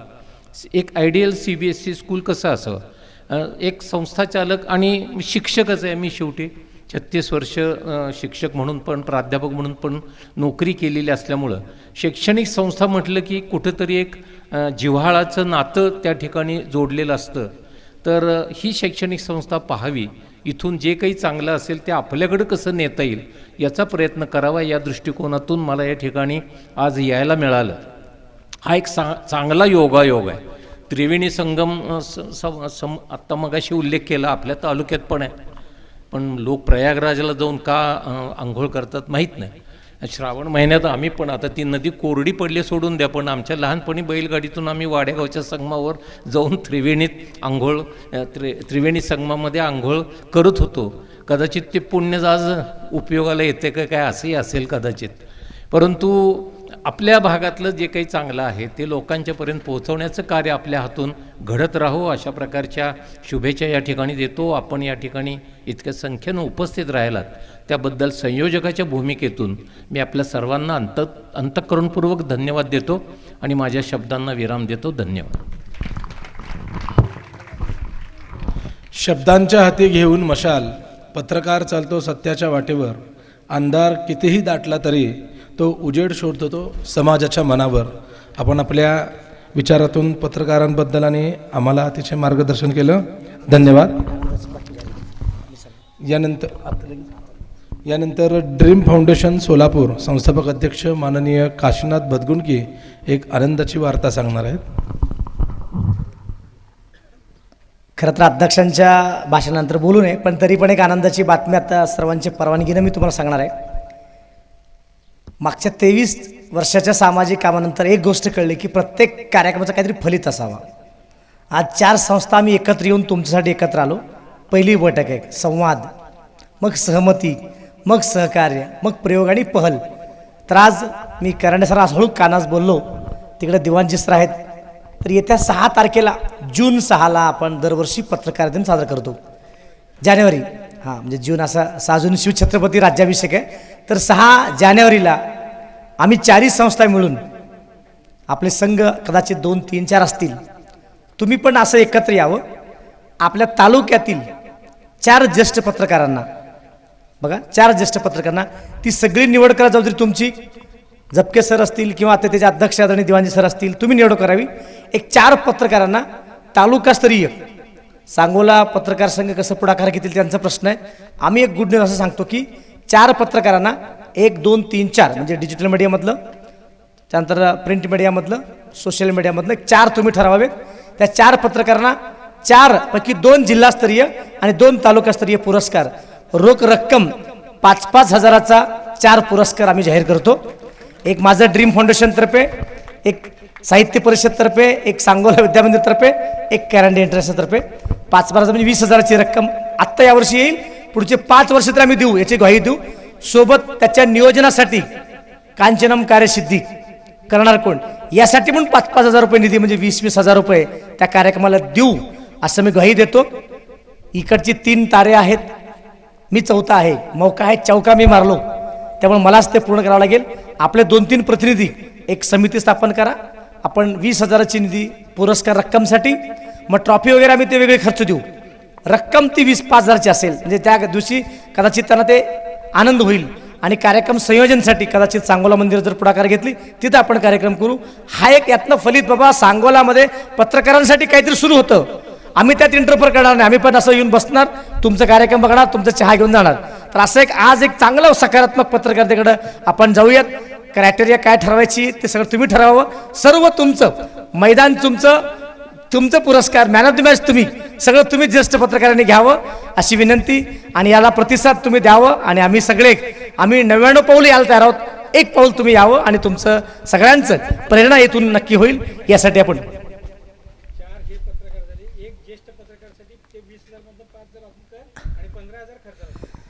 ते अजून एक सर म्हणले दुरुस्ती, अजून एक 5,000चा ज्येष्ठ पत्रकार, जसं आपण मध्यंतरी आमच्या कार्यक्रमात एक मोजेवार सर फोन केले, काशीनाथ तू पुरस्कार देतो पण एक ज्येष्ठ पत्रकारांना गरज आहे, आम्ही एक रक्कम दिली होती, म्हणजे 5 पुरस्कार झाले ज्येष्ठ पत्रकारांसाठी. अजून एक त्या 20 मध्ये कमी करू नका, 5,000 मी देईन ड्रीम फाउंडेशन तर्फे, आमच्या भाकरी केंद्रात नाही देईन मी, दुसऱ्यांचं रक्कम काढायची नाही, आम्हाला द्यायचंच माहिती आहे. त्यामुळे 25,000 5,000 एक्स्ट्रा माझ्याकडनं, म्हणजे आम्ही 10,000 देऊ, बघून कदाचित ते अजून 5,000 वाढवतील नंतर, बघू आपण. आता मी काय राजकीय नाही आहे, आता सुरुवात झाली एक, तर 25 प्लस 45 पर्यंत आपण आलेलो आहोत. बघूयात अजून कसं. आजचा तर आम्ही 50,000 खर्च केला, पण भविष्यात अजून 5,000 वाढून करू. तुम्हा सगळ्यांना या निमित्तानं एक संवाद येण्याची आम्ही संधी देऊ. आदरणीय चव्हाण सर, जाहीर केला आता बरोबर ना, धन आपके पास है, तुम्ही पगारी मी बिन पगारी पूर्ण अधिकारी, क्या बात आहे. तर तुम्हा सगळ्यांना खूप खूप शुभेच्छा. भेटूयात 6 जानेवारीला. Okay, thank you. नाही तुम्ही ठरवावे, कार्यक्रम त्यांनी ठरवावं आणि आपण ते रक्कम देऊ. थँक्यू.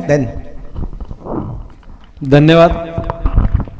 आपण सर्वजण ज्या सोहळ्याची आतुरतेने वाट पाहतात, खरं तर पत्रकार कार्यशाळा आणि दिवाणजी सरांचं अतिशय उत्कृष्ट असं मार्गदर्शन, त्यानंतर अध्यक्ष मनोगत आणि आता तालुक्यातील सर्व पत्रकारांचा सन्मान आपणा सर्वांच्या उपस्थितीत संपन्न होतोय. या ठिकाणी सन्मानपत्र आणि उपस्थितीपत्रक लिहिले, ते क्रमानं लिहिले जसे पत्रकार या ठिकाणी उपस्थित होते. त्यामुळं ज्येष्ठ किंवा कनिष्ठ असं काही नाही, पत्रकार हा आमच्या सर्वांसाठी तितकाच मोलाचा आहे, तोलाचा आहे. त्यामुळं जसं नोंदणी झाली त्या पद्धतीनं आपण या ठिकाणी नावं पुकारतोय. मी पहिल्यांदा विनंती करतो, दीपक अर्जुन ऐवळे यांनी आपला सन्मान स्वीकारायचा आहे. आपण जोरात टाळ्या वाजवून या सर्व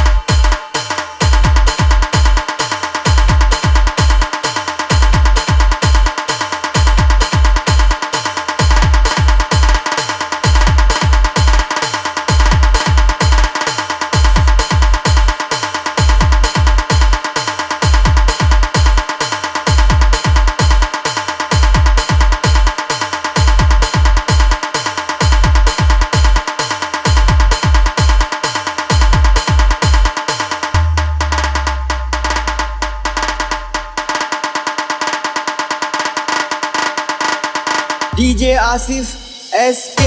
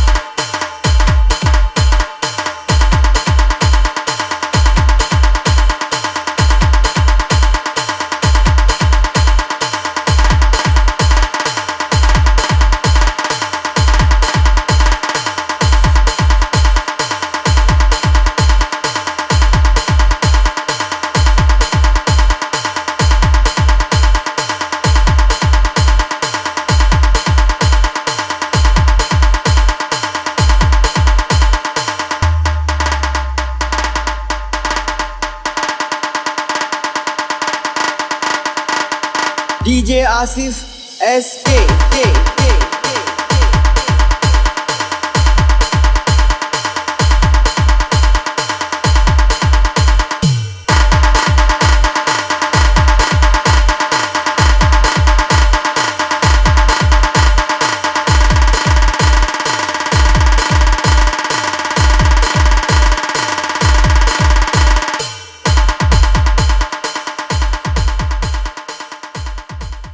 तालुका Shikshan Prasarak Mandal Sangola, dream foundation Solapur, Karande international school Jujarpur व महाराष्ट्र साहित्य परिषद पुणे शाखा सांगोला यांच्या संयुक्त विद्यमाने आयोजित सांगोला तालुका पत्रकार कार्यशाळा व कृतज्ञता सोहळा या सोहळ्याचे प्रमुख पाहुणे आदरणीय अभय दिवानजी साहेब, ज्येष्ठ पत्रकार, लेखक, प्रेरक वक्ते हे या ठिकाणी आपला अनमोल वेळ देऊन उपस्थित राहिले व मौलिक मार्गदर्शन केलं, त्याबद्दल मी सुरुवातीला त्यांचं मनपूर्वक आभार मानतो.